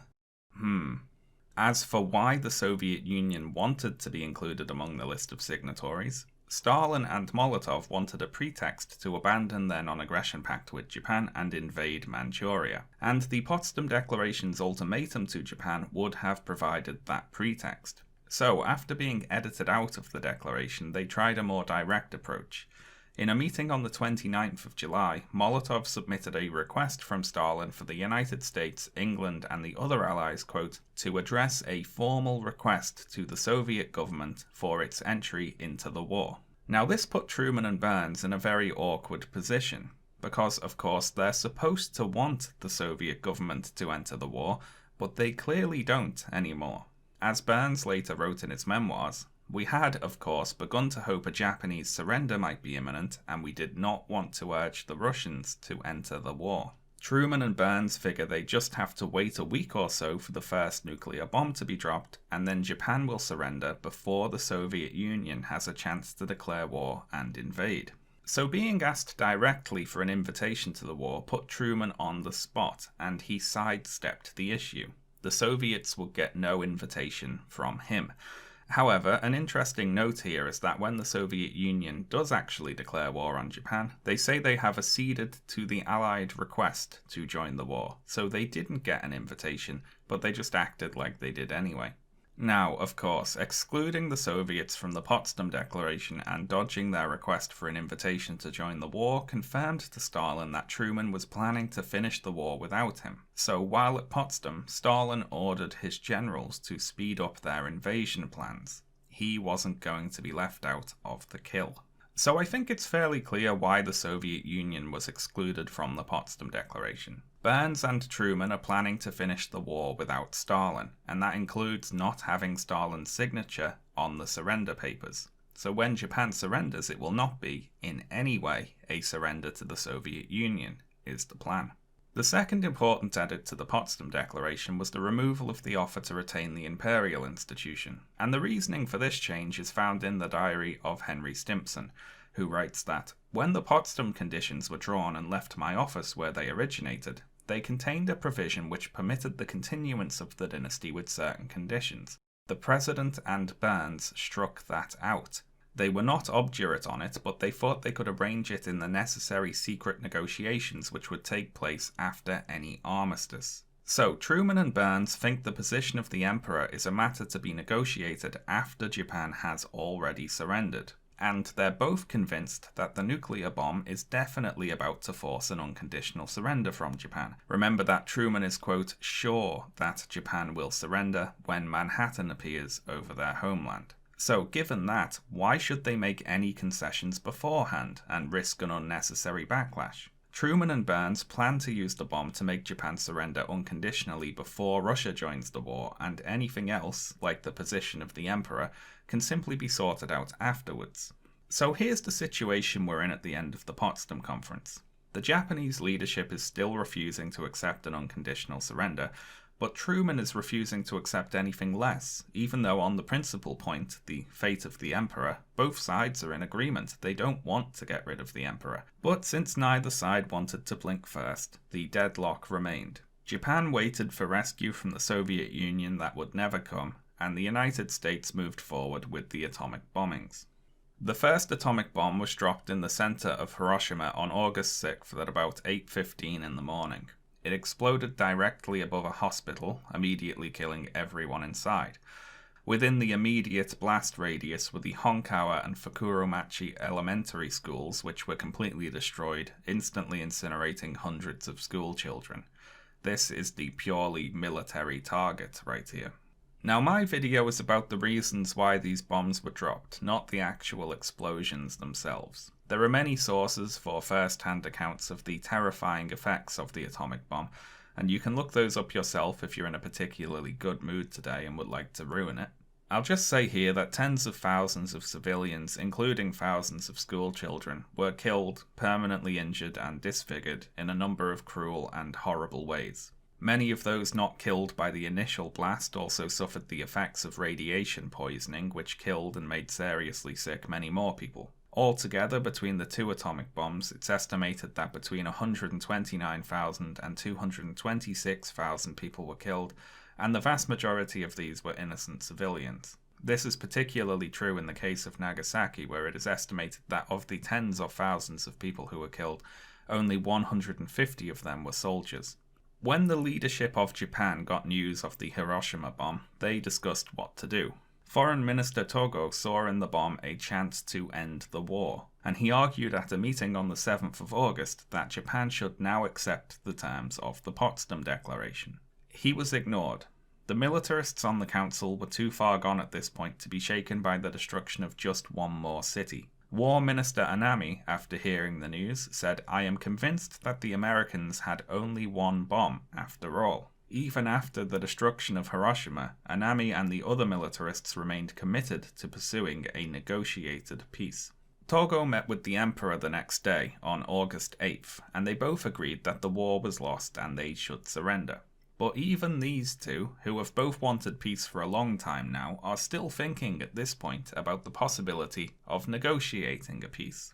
Togo stated after the war that while he and the emperor wanted to end the war, quote, as soon as possible, they would not completely discard the possibility of negotiating conditions. Armed with the emperor's wish that the war should be ended, Togo called a meeting of the Supreme Council for the direction of the war to be held the next day, as some ministers were unavailable. And I'd like to comment on two incredibly frustrating things here. First is obviously that the Japanese leadership did not unanimously and immediately unconditionally surrender. The militarists were still conning themselves into thinking they would get to force favourable terms by fighting against an Allied invasion. The second incredibly frustrating thing is just how amazingly slowly this process is going. Hiroshima was bombed on August 6th. Togo's advice to surrender was ignored on August 7th. He met with the emperor to discuss what to do on August 8th, and then called the Supreme Council meeting to discuss things further on August 9th, because some ministers weren't available sooner. What were they doing? Oh, they had something more important to do, clearly. Where were they? If Truman and Byrnes had intended the bomb to immediately shock the Japanese leadership out of the war, they severely miscalculated. The militarists heard of the destruction of Hiroshima, and they shrugged. It was just one more bombed city. They'd seen dozens of those already. The emperor and the less unwise members of the council desired peace as they had before, but despite claims they wanted to end the war as quickly as possible, they too were moving in slow motion. There is an arrogant lack of urgency here. The emperor isn't ordering an end to the war here, he's simply letting it be known, again, that he thinks ending the war is desirable, and asking Togo to pass the message on to the Supreme Council once they get back off their holidays or wherever it was they went. More than a full day after the atomic bomb was dropped on Hiroshima, Ambassador Sato in Moscow received the following message from Tokyo. The situation is becoming more and more pressing, and we would like to know at once the explicit attitude of the Russians. So will you put forth still greater efforts to get a reply from them in haste? Upon reading this, I picture Sato justifiably imagining himself doing various types of violence to the members of the Supreme Council. Sato wouldn't have to wait long to find out, as though he needed to, the explicit attitude of the Russians. Molotov summoned Sato to the Kremlin on August 8th and handed him the Soviet Union's declaration of war against Japan. And you really have to feel for the poor bastard at this point. He warned them this was coming, and they didn't listen. The Soviet army crossed the border into Japanese-occupied Manchuria near midnight on the 8th of August and began smashing apart the Japanese defences. Because their leadership had refused to accept the inevitable reality of an imminent Russian invasion, the under-equipped Japanese troops were not prepared for or expecting a fight, and they were quickly overwhelmed. When the news of the Soviet declaration of war reached Tokyo, Prime Minister Suzuki met with Cabinet Secretary Sakomizu, and after discussing the news, came to the conclusion that their only two options were either to declare war on the Soviet Union and fight to certain death, or they could accept the terms of the Potsdam Declaration. Suzuki met with the Emperor early in the morning on the 9th of August, and the Emperor agreed to accept the terms of the Potsdam Declaration. A meeting of the Supreme Council was called. The 6 members of the council met to discuss their upcoming surrender and immediately deadlocked again. I sound like a broken record here, I know, but the moderate faction supported accepting the Potsdam Declaration with the singular condition that the imperial institution be protected, and the militarist faction supported accepting it only if they got to keep the emperor, do their own war crimes trials, remain free of foreign occupation, everyone gets a pony, the army gets Fridays off now, etc. Hours into this ridiculous conversation, a messenger arrived to announce that Nagasaki had just been hit with a nuclear bomb. Now, if anyone expects this news to have any impact whatsoever upon the impasse in the Supreme Council, I have done a very poor job of explaining what the Supreme Council is like. The bombing of Nagasaki, of course, had no effect whatsoever. The council remained deadlocked. They spoke for hours. They upgraded to a full government cabinet meeting with 16 members. They spoke for hours again in that meeting. No conclusion was reached, and they broke for dinner. Now, I wouldn't blame anyone for considering this a very unlikely sequence of events. How could they be hit with 2 nuclear bombs and that still not be enough to break this deadlock? And the answer to that is they, the Supreme Council, haven't been hit with any nuclear bombs. Some unimportant peasants somewhere have been hit with nuclear bombs. The council are fine. They don't care. This brings us back to one of the failures of morale bombing. Totalitarian, militaristic regimes don't give a toss about their citizens. You can't frighten them by killing poor people. That's their day job. At one or other of these council meetings prior to the end of the war, Chief of the Army General Staff Umezu was asked about Japan's defense against atomic bombs, and he replied, "Though we haven't made sufficient progress so far in dealing with air raids," no kidding, "we should expect better results soon since we have revised our tactics. But there is no reason to surrender to our enemies as a result of air raids." So that's the militarist position on the bombs stated pretty clearly there. They don't really care. The nuclear bombs were no reason to surrender. This impasse in the council did need to be broken somehow, though. So Suzuki, Togo, and Sakomizu met in the Prime Minister's office and hatched a plan to have the Emperor himself resolve the argument with a sacred royal judgment, something which was highly unusual. The Emperor was not supposed to get involved in affairs of state so directly. To achieve this, they had to call an imperial conference, so Suzuki went to the Emperor to request that one be called, a request which was granted immediately, which is very shocking for this lot. I'm surprised they didn't take a week off to think about it. At this imperial conference, the members of the Supreme Council immediately deadlocked along the same lines as all the previous meetings. Their arguments were the same as before. The militarists wanted to insist on attaching multiple conditions to their offer to accept the Potsdam Declaration, and the moderates wanted to attach only one, the preservation of the Emperor. They talked until past 2 a.m. in the morning when Prime Minister Suzuki, talking over the protests of War Minister Anami, dared to ask the Emperor directly what he wanted to do.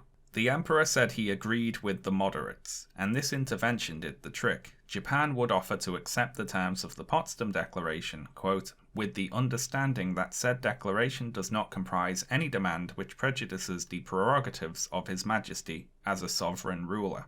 Truman and his advisors got the message that morning on the 10th of August, and they gathered to discuss their response. Admiral Leahy thought that the condition should be accepted. He argued that the matter of the Emperor's position was a trivial one compared to passing up an opportunity to bring an end to the war.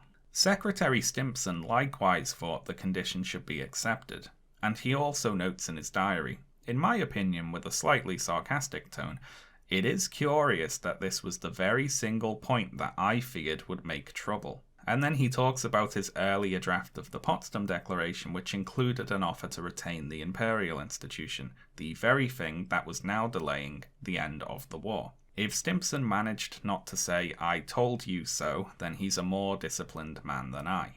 In support of accepting the Japanese condition, Stimson argued that the United States wanted to keep the emperor anyway. They needed to use his power to convince the Japanese military to stand down. Stimson was also aware that time was a factor here. The Soviet army was on the march, and he thought that the war with Japan needed to be ended quickly before the Russians were able to reach the Japanese homeland. James Byrnes, on the other hand, said, "No, we should not accept this condition. I do not see why we should retreat from our demand for unconditional surrender," he said. "If any conditions are to be accepted, I want the United States and not Japan to state the conditions." That was his account of his words from his memoirs there. So the conditions to the unconditional surrender, work that out, should be coming from us here. They lost the war, why do they get to say the conditions? We won, we say the conditions. A justification for Byrnes' position is found in Stimson's diary, where he writes that Byrnes was troubled and anxious to find out whether we could accept this in light of some of the public statements by Roosevelt and Truman. Of course, during 3 years of a bitter war, there have been bitter statements made about the emperor. Now they come to plague us. So according to Stimson, Byrnes is again worried here about the public perception of backing away from unconditional surrender. We've been calling the emperor a monstrous dictator for the last 3 years, and now we're going to let him off the hook because he told us to. That's not going to play. So Truman and his advisors came up with a compromise position. They would send a note to Japan, written by Byrnes, intending to imply, without stating it so directly, that Japan would be allowed to keep the emperor.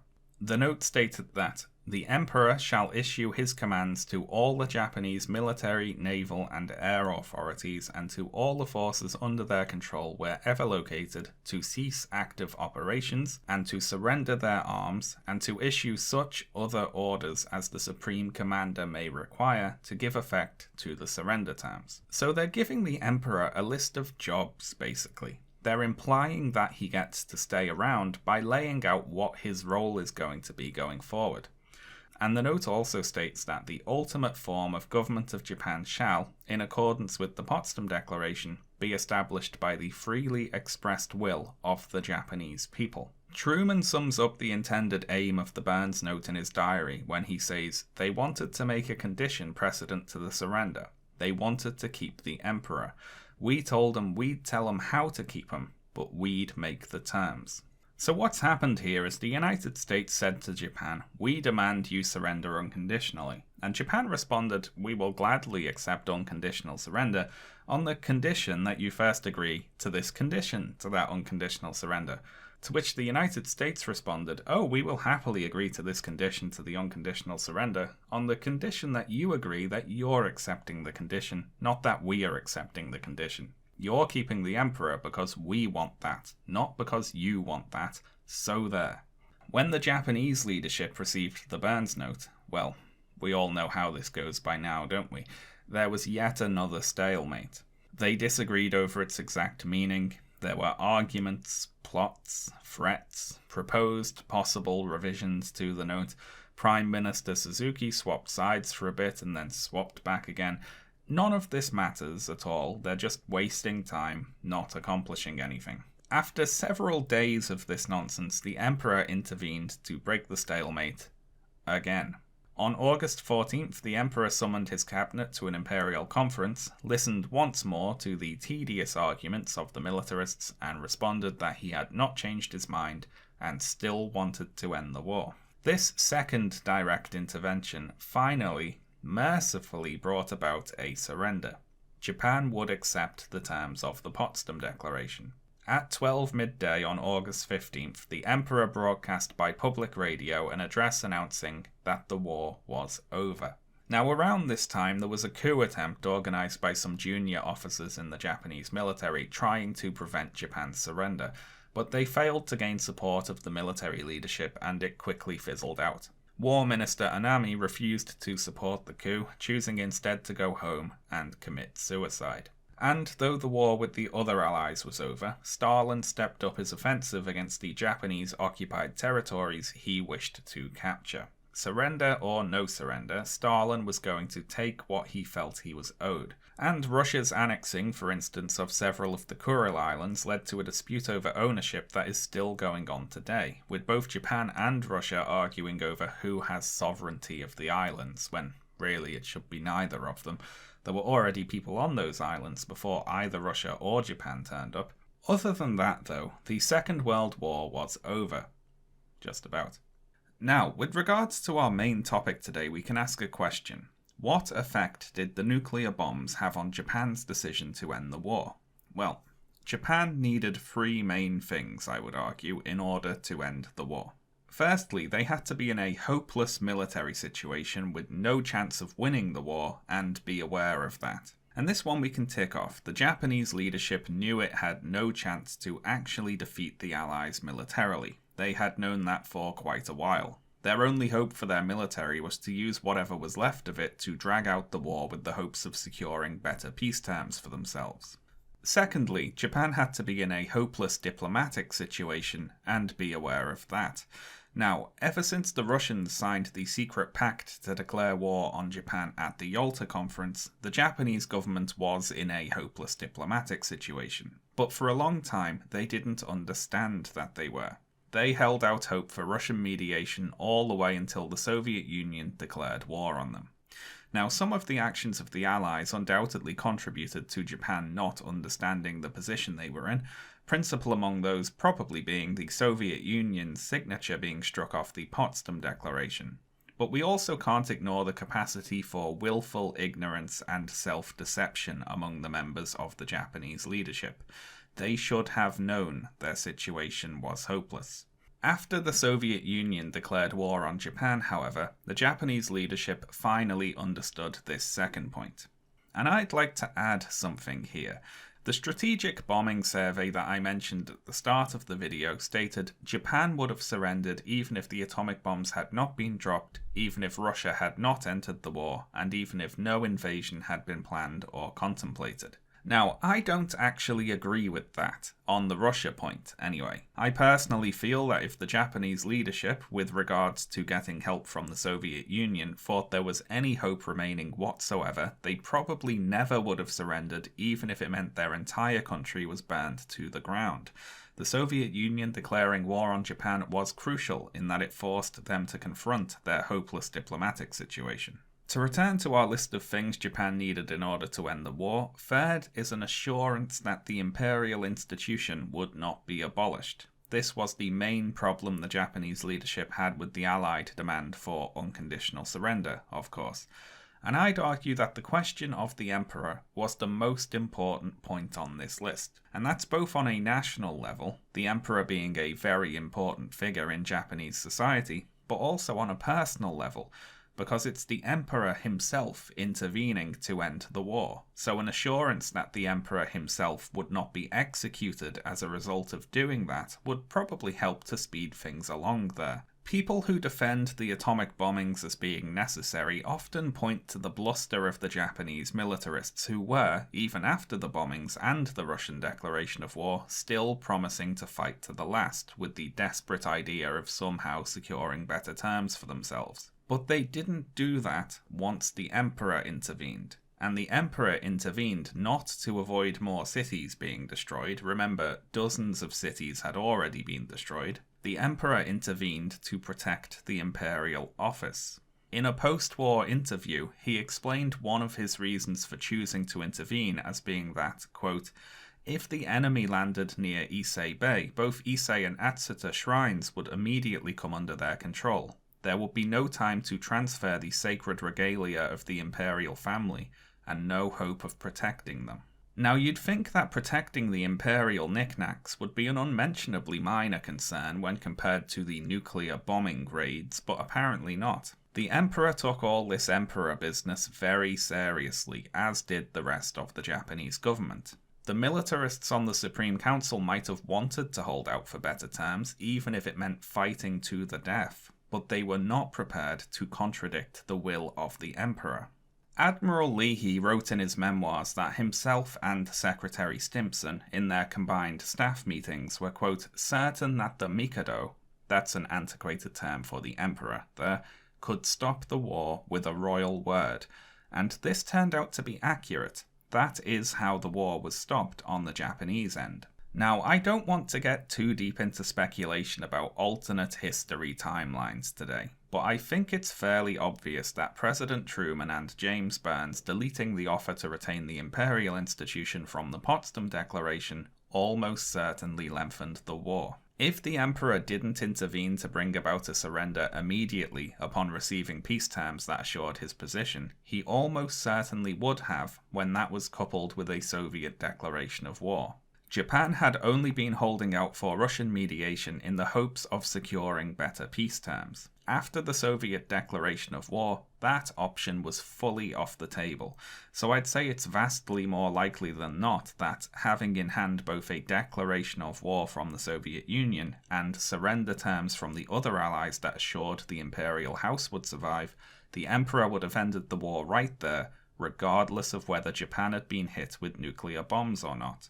Henry Stimson later noted in his memoirs that it is possible, in light of the final surrender, that a clearer and earlier exposition of American willingness to retain the emperor would have produced an earlier ending to the war. And he concluded in 1948 that history might find that the United States, by its delay in stating its position, had prolonged the war. Now, it would be very simple to conclude at this point that, with regards to the end of the war, the question of the emperor was everything, and the nuclear bombs didn't do anything. But is that really the case? Let's pose a few questions. Firstly, we can ask, were the bombs necessary to defeat Japan militarily? And the answer to that is obviously no. The Japanese leadership were beaten, and they knew they were beaten long before the bombs were dropped. So, were the bombs necessary to defeat Japan without needing to carry out a ground invasion of the 4 main Japanese islands? Well, to start with, we've quoted multiple US military leaders today who say that Japan was ready to surrender without either an invasion or the bombs being necessary. But can we really trust their judgment of the situation? You see, those leaders had a couple of potential reasons to downplay the effectiveness of the bomb. The first of these is simply that they didn't want to be put out of a job by this thing. The worry there was that if the atomic bombs really are that effective, then maybe we don't need such a large conventional military force anymore, so clear your desk. And another reason, I imagine, was pride. If it's you who's been fighting the war all this time, backing Japan into a corner and bringing them to the verge of surrender, you probably don't want the narrative afterwards to be scientists save the day and end the war with their new bomb. It kind of undercuts all the work you did prior to that. So I can see the motive there for US military leaders at the time to say, hey, hang on, Japan was already beaten. We did that. The bomb was not necessary. However, these ulterior motives do not mean that the military leaders who spoke out against the bomb were necessarily lying or wrong. We know from what we've talked about today that the Japanese leadership was close to surrender and was, as President Truman wrote in his diary, asking for peace. Japan would have surrendered long before an invasion if, for instance, they thought they could secure terms which were acceptable to them. They didn't actually want to be invaded just for the sake of it. They were holding out for an invasion in the hopes of avoiding an unconditional surrender. So US military leaders who claimed the bombs were not necessary to end the war were correct, even if they had an ulterior motive for saying so. Instead of a motivation to lie, they could just as easily have had a motivation to tell an uncomfortable truth. So then, were the bombs necessary to force Japan to offer to surrender on the Allied terms without any conditions? And the answer to this is also no, because they didn't do that. Even after 2 atomic bombs, the Japanese leadership still only offered to surrender on the condition that they were assured they could keep the emperor. And between that offer to surrender and their eventual actual surrender, they didn't get hit with any more nuclear bombs. All this being said, I do not think that the nuclear bombs had absolutely no effect at all on Japan's decision to surrender. It would be going much too far to make that claim, in my opinion. I'd say there were two main effects that the bombs had upon the end of the war. Firstly, the nuclear bomb probably indirectly shortened the war, because its existence prompted Truman to try to finish the war without the Soviet Union, which in turn prompted Stalin to speed up his plans to declare war on Japan, and that declaration of war sped up the Emperor intervening in the Supreme Council to bring about an offer to surrender, with their condition, of course. The Soviet Union declared war on Japan on the 8th of August, and it's likely that if they weren't racing to get in the war as quickly as possible, they would have declared war later in August sometime. The 15th is what Stalin told Truman at Potsdam. So we can say that, all other things being equal, the existence of the atomic bomb probably shortened the war by a week or so. The other effect the nuclear bomb had on the end of the war is a rather interesting one. And let's read a post-war quote from Cabinet Secretary Sakomizu talking about the bomb. The chance had come to end the war. It was not necessary to blame the military side, the manufacturing people, or anyone else. Just the atomic bomb. It was a good excuse. Someone said the atomic bomb was the kamikaze to save Japan. So, the bomb provided the non-military Japanese leadership with an excuse to proclaim defeat that didn't involve blaming or shaming their proud military. It lessened the risk of a revolt of the armed forces, and it was a way to end the war while salvaging some pride, as well as casting those killed by the bombs not as civilian war victims, but as heroic martyrs. The Emperor's radio announcement declaring the end of the war took a similar approach. Moreover, the enemy has begun to employ a new and most cruel bomb, the power of which to do damage is, indeed, incalculable, taking the toll of many innocent lives. Should we continue to fight, it would not only result in an ultimate collapse and obliteration of the Japanese nation, but also it would lead to the total extinction of human civilization. So the bomb allowed the Japanese leadership to say, hey, we weren't beaten in a fair fight here. Our brave military was gearing up for a decisive last battle, but those cowardly Americans, they were too scared to face us, so they invented this terrible bomb and started dropping it on innocent civilians, those monsters. So I suppose we have to be the adults in the room here and agree to stand down before you lunatics go and blow up the whole planet in a nuclear war. So instead of being beaten fairly here, we're sort of like heroes for giving up, right? Does anyone buy that? Now this is desperate spin from a government trying to salvage whatever pride it could. Anyone who takes this at face value, particularly the bit about the toll of many innocent lives, is falling for imperial propaganda. The Emperor and the Japanese leadership did not care about the innocent civilian casualties. The Supreme Council's plan for their civilians was for them to die in a wave of suicide attacks, fighting a vastly better equipped Allied military. So do not lie to me that they suddenly came over all sympathetic about their poor subjects. The problem for the Japanese leadership was not that innocent civilians were being killed, it's that innocent civilians were being killed in a manner that was not useful. They didn't want them being blown up in nuclear explosions. They wanted them rushing American machine guns armed with bamboo sticks. If they actually gave a toss about their civilians, they would have surrendered months before they did when it was obvious the war was lost. Instead, they selfishly hung on, trying to save their own positions and reputations. They didn't want to take responsibility for the enormous mistake they had made. So the bomb provided to the Japanese government an excuse to end the war that did not involve blaming anyone in particular. It's not anyone's fault, all this. It's not like we did anything wrong.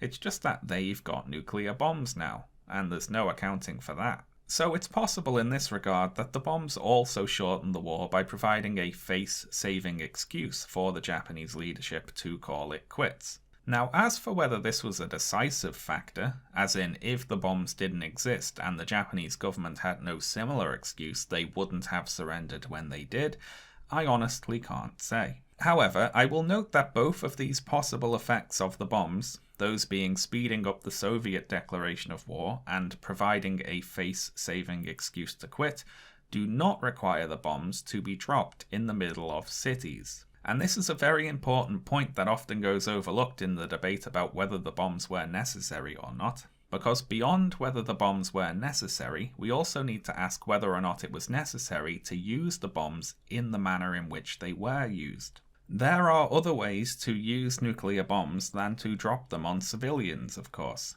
On that note, this person is Leo Szilard. Szilard was a Hungarian physicist who, in 1933, conceived the idea of a nuclear chain reaction.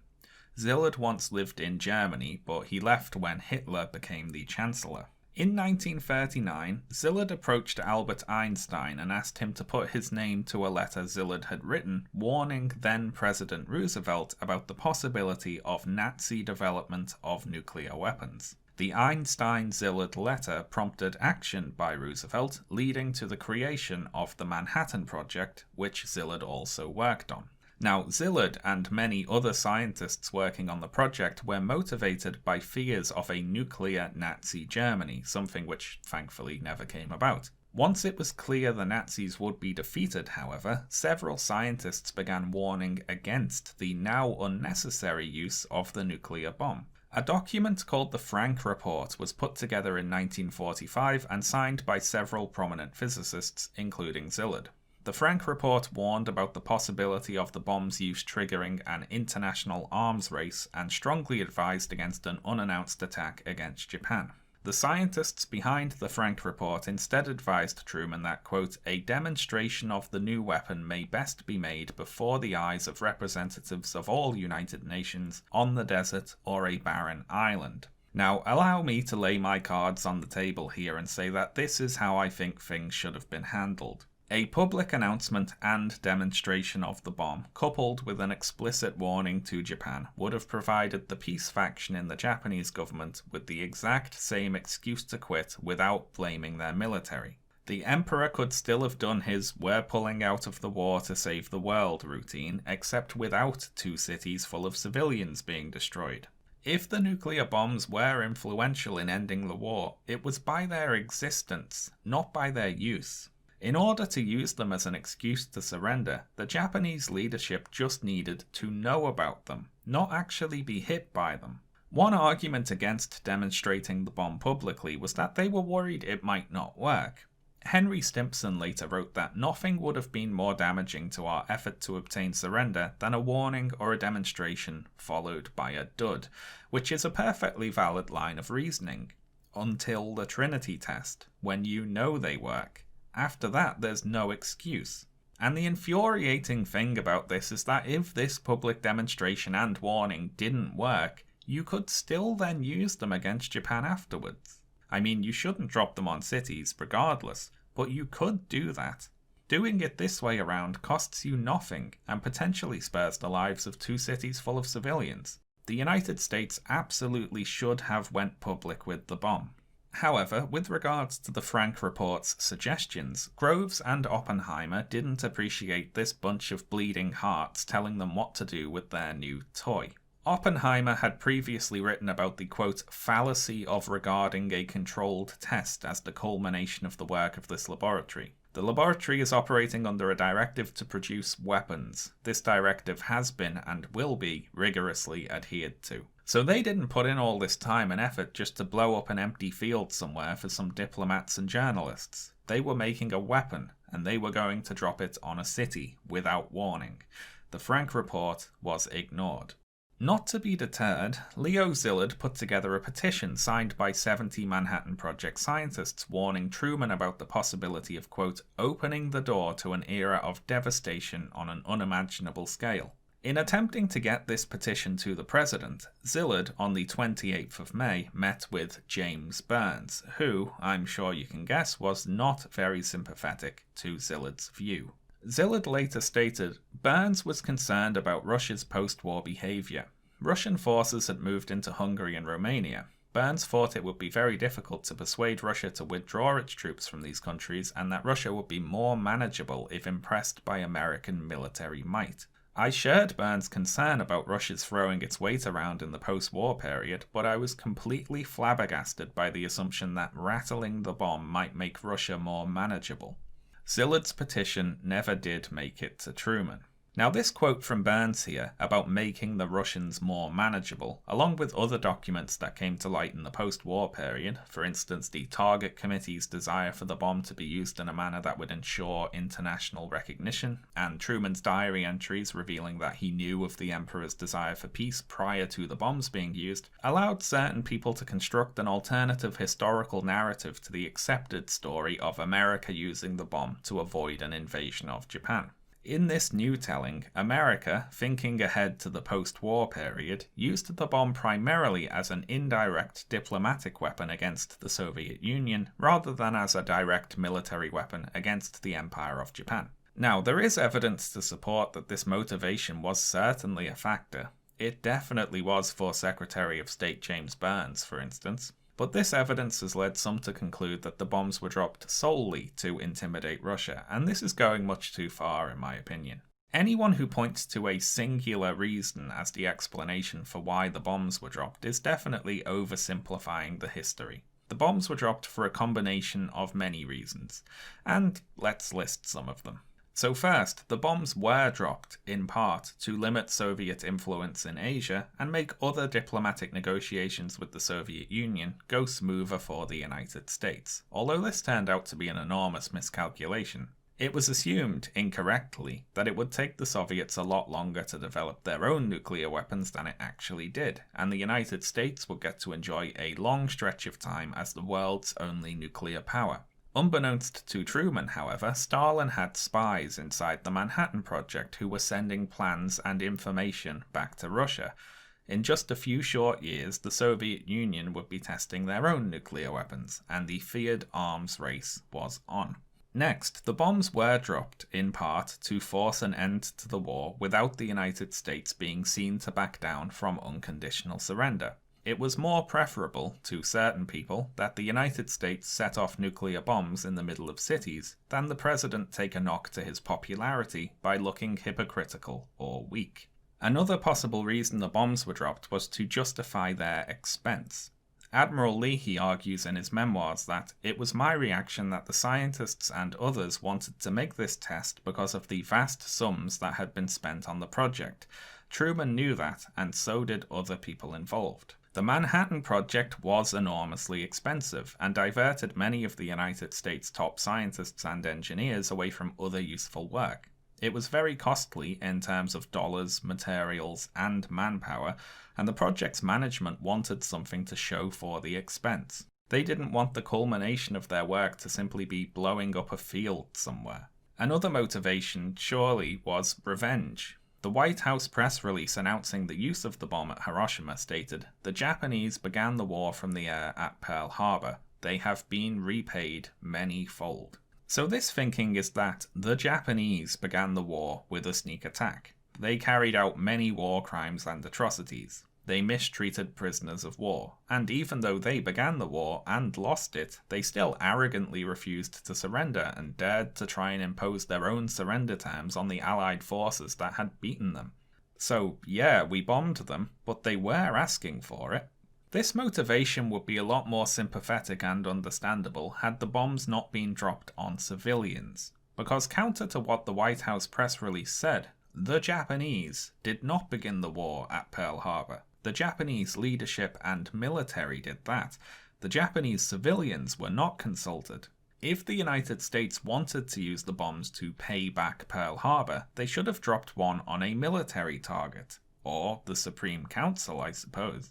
Related to that last point, another motivation that influenced the use of the bombs was just basic, regular racism. It is very worth remembering that the racist ideas that inspired Nazi Germany to commit such terrible atrocities were not limited to that country's borders. When we've been talking about America today, it was an America decades prior to the signing of the Civil Rights Act. James Byrnes, a very influential figure in the events we've been talking about, was a supporter of racial segregation.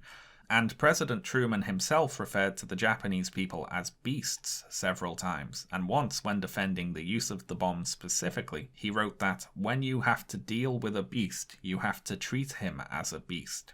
This is also undoubtedly one of the reasons that Japan and not Nazi Germany was targeted with the nuclear bombs.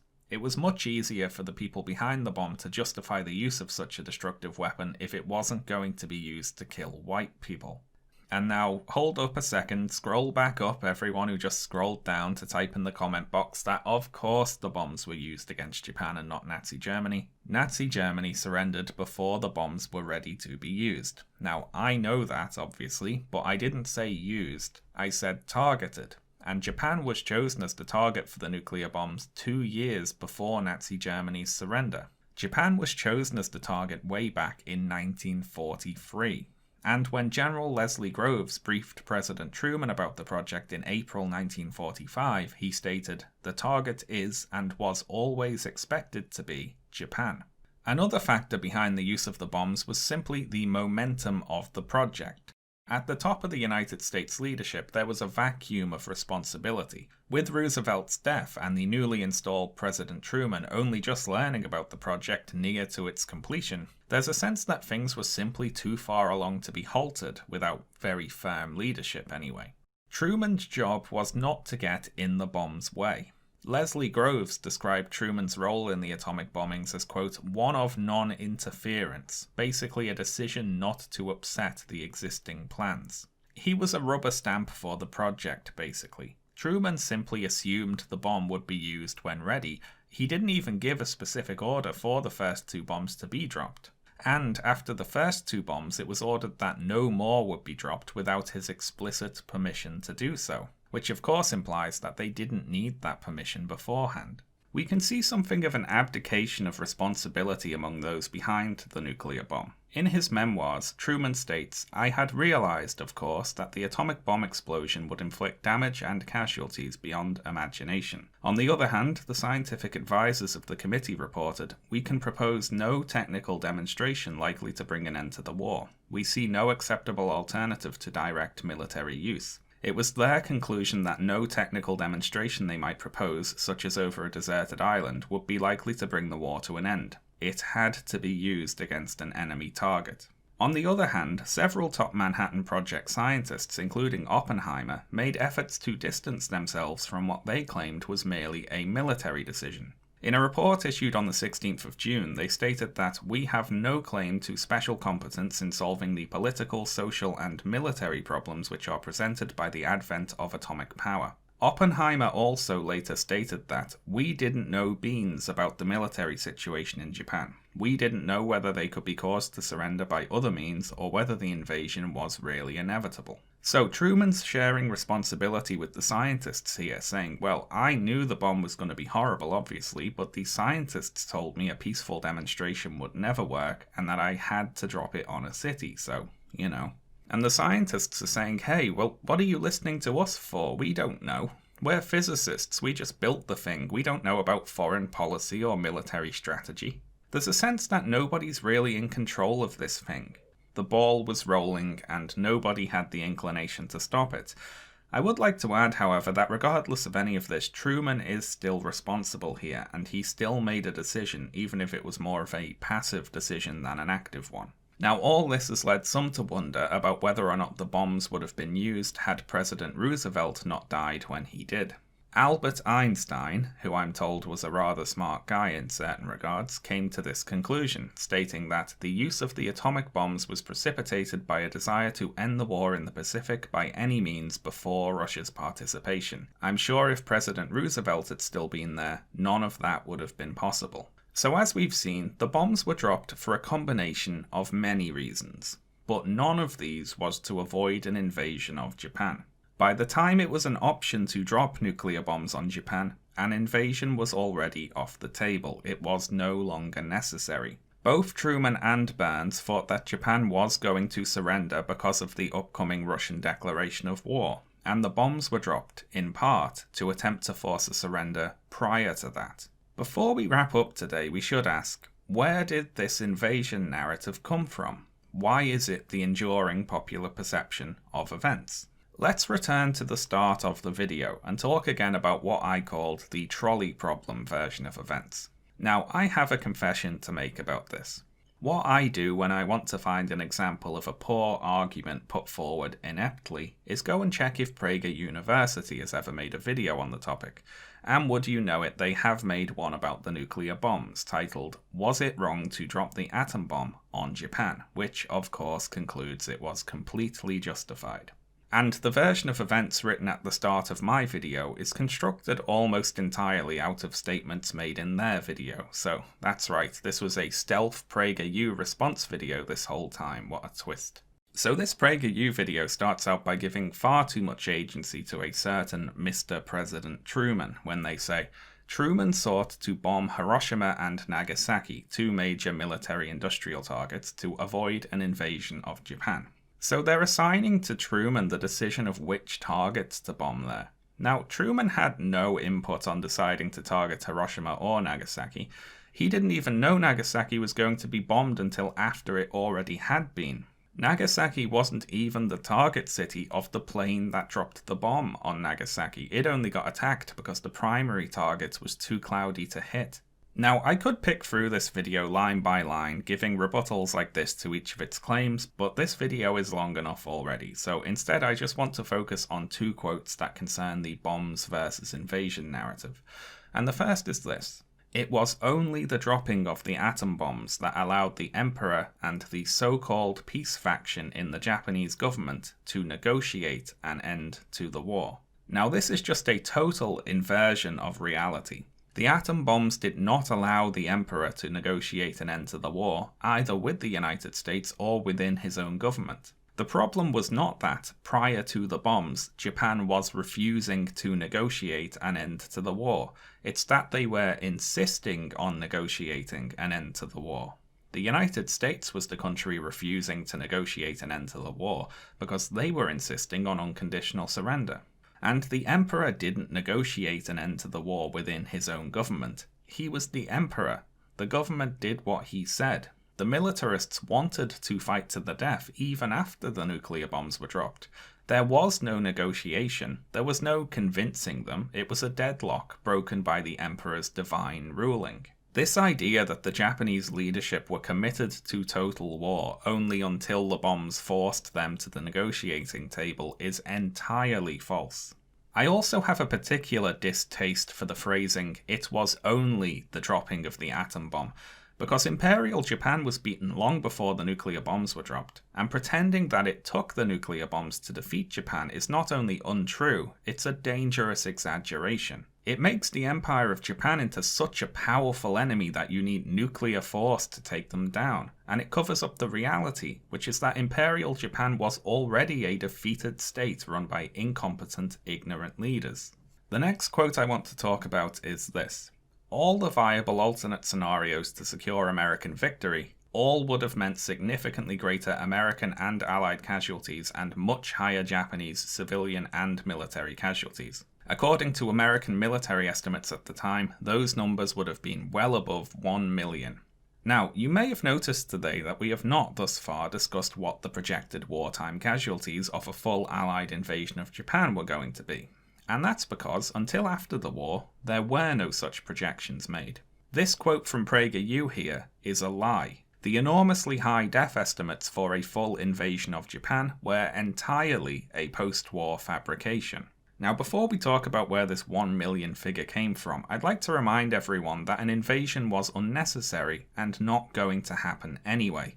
Whatever death estimates you come up with, 1,000, 1,000,000, 100 million, it does not matter. An invasion was not going to happen, and the bombs were not used to avert it. Right, so with that in mind, this 1 million figure comes from an article published in Henry Stimson's name in Harper's Magazine in 1947. This article was written in response to various criticisms of the use of the atomic bomb which had begun emerging after the end of the war, and it was edited by various people responsible for the bomb, including General Leslie Groves. The article lays out the trolley problem excuse. We simply had to do the nuclear bombs, it argues. There was no other way. Talking about the apparently inevitable invasion, the article states, "I was informed that such operations might be expected to cost over 1 million casualties to American forces alone. Now, as I've already stated, there is no evidence of such an estimate being made prior to the end of the war, and President Truman at no point presented the nuclear bombs as an alternative to an Allied invasion of Japan until he had to justify the use of the bombs after the war. Only then did the invasion become inevitable, and did the death estimates shoot up into the millions. This is where the atom bombs versus invasion narrative comes from. After the bomb was dropped, the US leadership started telling lies about it. President Truman himself got started very early on August 9th, 1945, when he addressed the nation with a speech seeking to justify the use of the nuclear bomb. And I quote, "The world will note that the first atomic bomb was dropped on Hiroshima, a military base. That was because we wished in this first attack to avoid, insofar as possible, the killing of civilians." Now, this is a lie, obviously. Hiroshima was a city. The bomb's target committee describes it as a city. Remember that Hiroshima has the advantage of being such a size that a large fraction of the city may be destroyed. And Truman's lying continues as follows. But that attack is only a warning of things to come. If Japan does not surrender, bombs will have to be dropped on her war industries, and unfortunately thousands of civilian lives will be lost. I urge Japanese civilians to leave industrial cities immediately and save themselves from destruction. So Truman isn't justifying the bombing of Hiroshima by saying it was a city with several war industries in it, which is what the eventual excuse came to be. He's going for broke here and saying it was solely a military base, and that unless Japan surrenders, bombs will have to be dropped on her war industries, implying that that has not happened already. Averting an invasion was not given as a reason for using the bombs in this speech because they hadn't come up with that excuse yet. Truman also here claims the bomb was used to spare the lives of thousands and thousands, not the later claimed millions and millions. Another lie that became popular after the war was that the nuclear bomb was dropped in response to Japan ignoring the Potsdam Declaration. However, the only existing direct order to go ahead with the use of the nuclear bombs against Japan was issued prior to the Potsdam Declaration. Not by Truman, of course, he didn't have anything to do with it. It was drafted by Leslie Groves, approved by Henry Stimson, and delivered to General Carl Spaatz, commander of the Strategic Air Forces, on July the 25th, the day before the Potsdam Declaration was issued. They did not wait for a response before issuing the order to proceed with the atomic bombings. The order was issued before Japan had even seen the surrender terms. As a result of these lies and others, the simplified version of the history came into existence. And it isn't hard to understand why this caught on. Firstly, it took me 2 minutes at the top of the video to explain the easy lie, and the whole rest of the video to explain the much more complicated truth. The bombs versus invasion narrative is simple, it's plausible, and it's easy to understand. It isn't true, of course, but why let that get in the way of a good story? But the invasion narrative is not just easier to understand, it's also easier to accept. Because if we question it, we have to contend with the possibility, or the certainty, that the United States of America incinerated 2 cities full of innocent civilians for no good reason. Given the enormous death toll, the truth that the use of the bombs was pointless and accomplished nothing is very difficult to accept. Now, it's about time for me to conclude this video here. And trying to neatly sum up such a complicated event with so many actors all with their own contradictory motivations is surely an exercise in frustration. There is no doing it justice. That said, the nuclear bombs used against Japan were an expensive gamble that did not pay off. They were dropped on civilians, intentionally, per the flawed strategy of morale bombing, to force Japan to surrender unconditionally before the Soviet Union joined the war. In this, they were a complete failure. The lie that the bombs were used only to avert an invasion of Japan was a post-war construction, intended to provide justification for a completely avoidable and indefensible slaughter of innocent civilians. The civilians who died in Hiroshima and Nagasaki were not killed to avert an invasion of Japan, nor did they bravely give their lives in sacrifice to save their empire. Their deaths were entirely unnecessary, and we owe it to them to admit that. Often, when terrible injustices towards the inhabitants of one country are discussed, the response will come, well, what about all the terrible injustices carried out by that country to other people? This is a question that has varying motivations behind it, of varying legitimacy. On the one hand, certain events from the Second World War, and wider history in general, I suppose, do get much more attention and discussion for whatever reasons than other events of equal importance. And it is perfectly valid to ask that we do not forget that Imperial Japan committed many terrible war crimes and was, both during and before the war, a brutal totalitarian oppressor of many different people.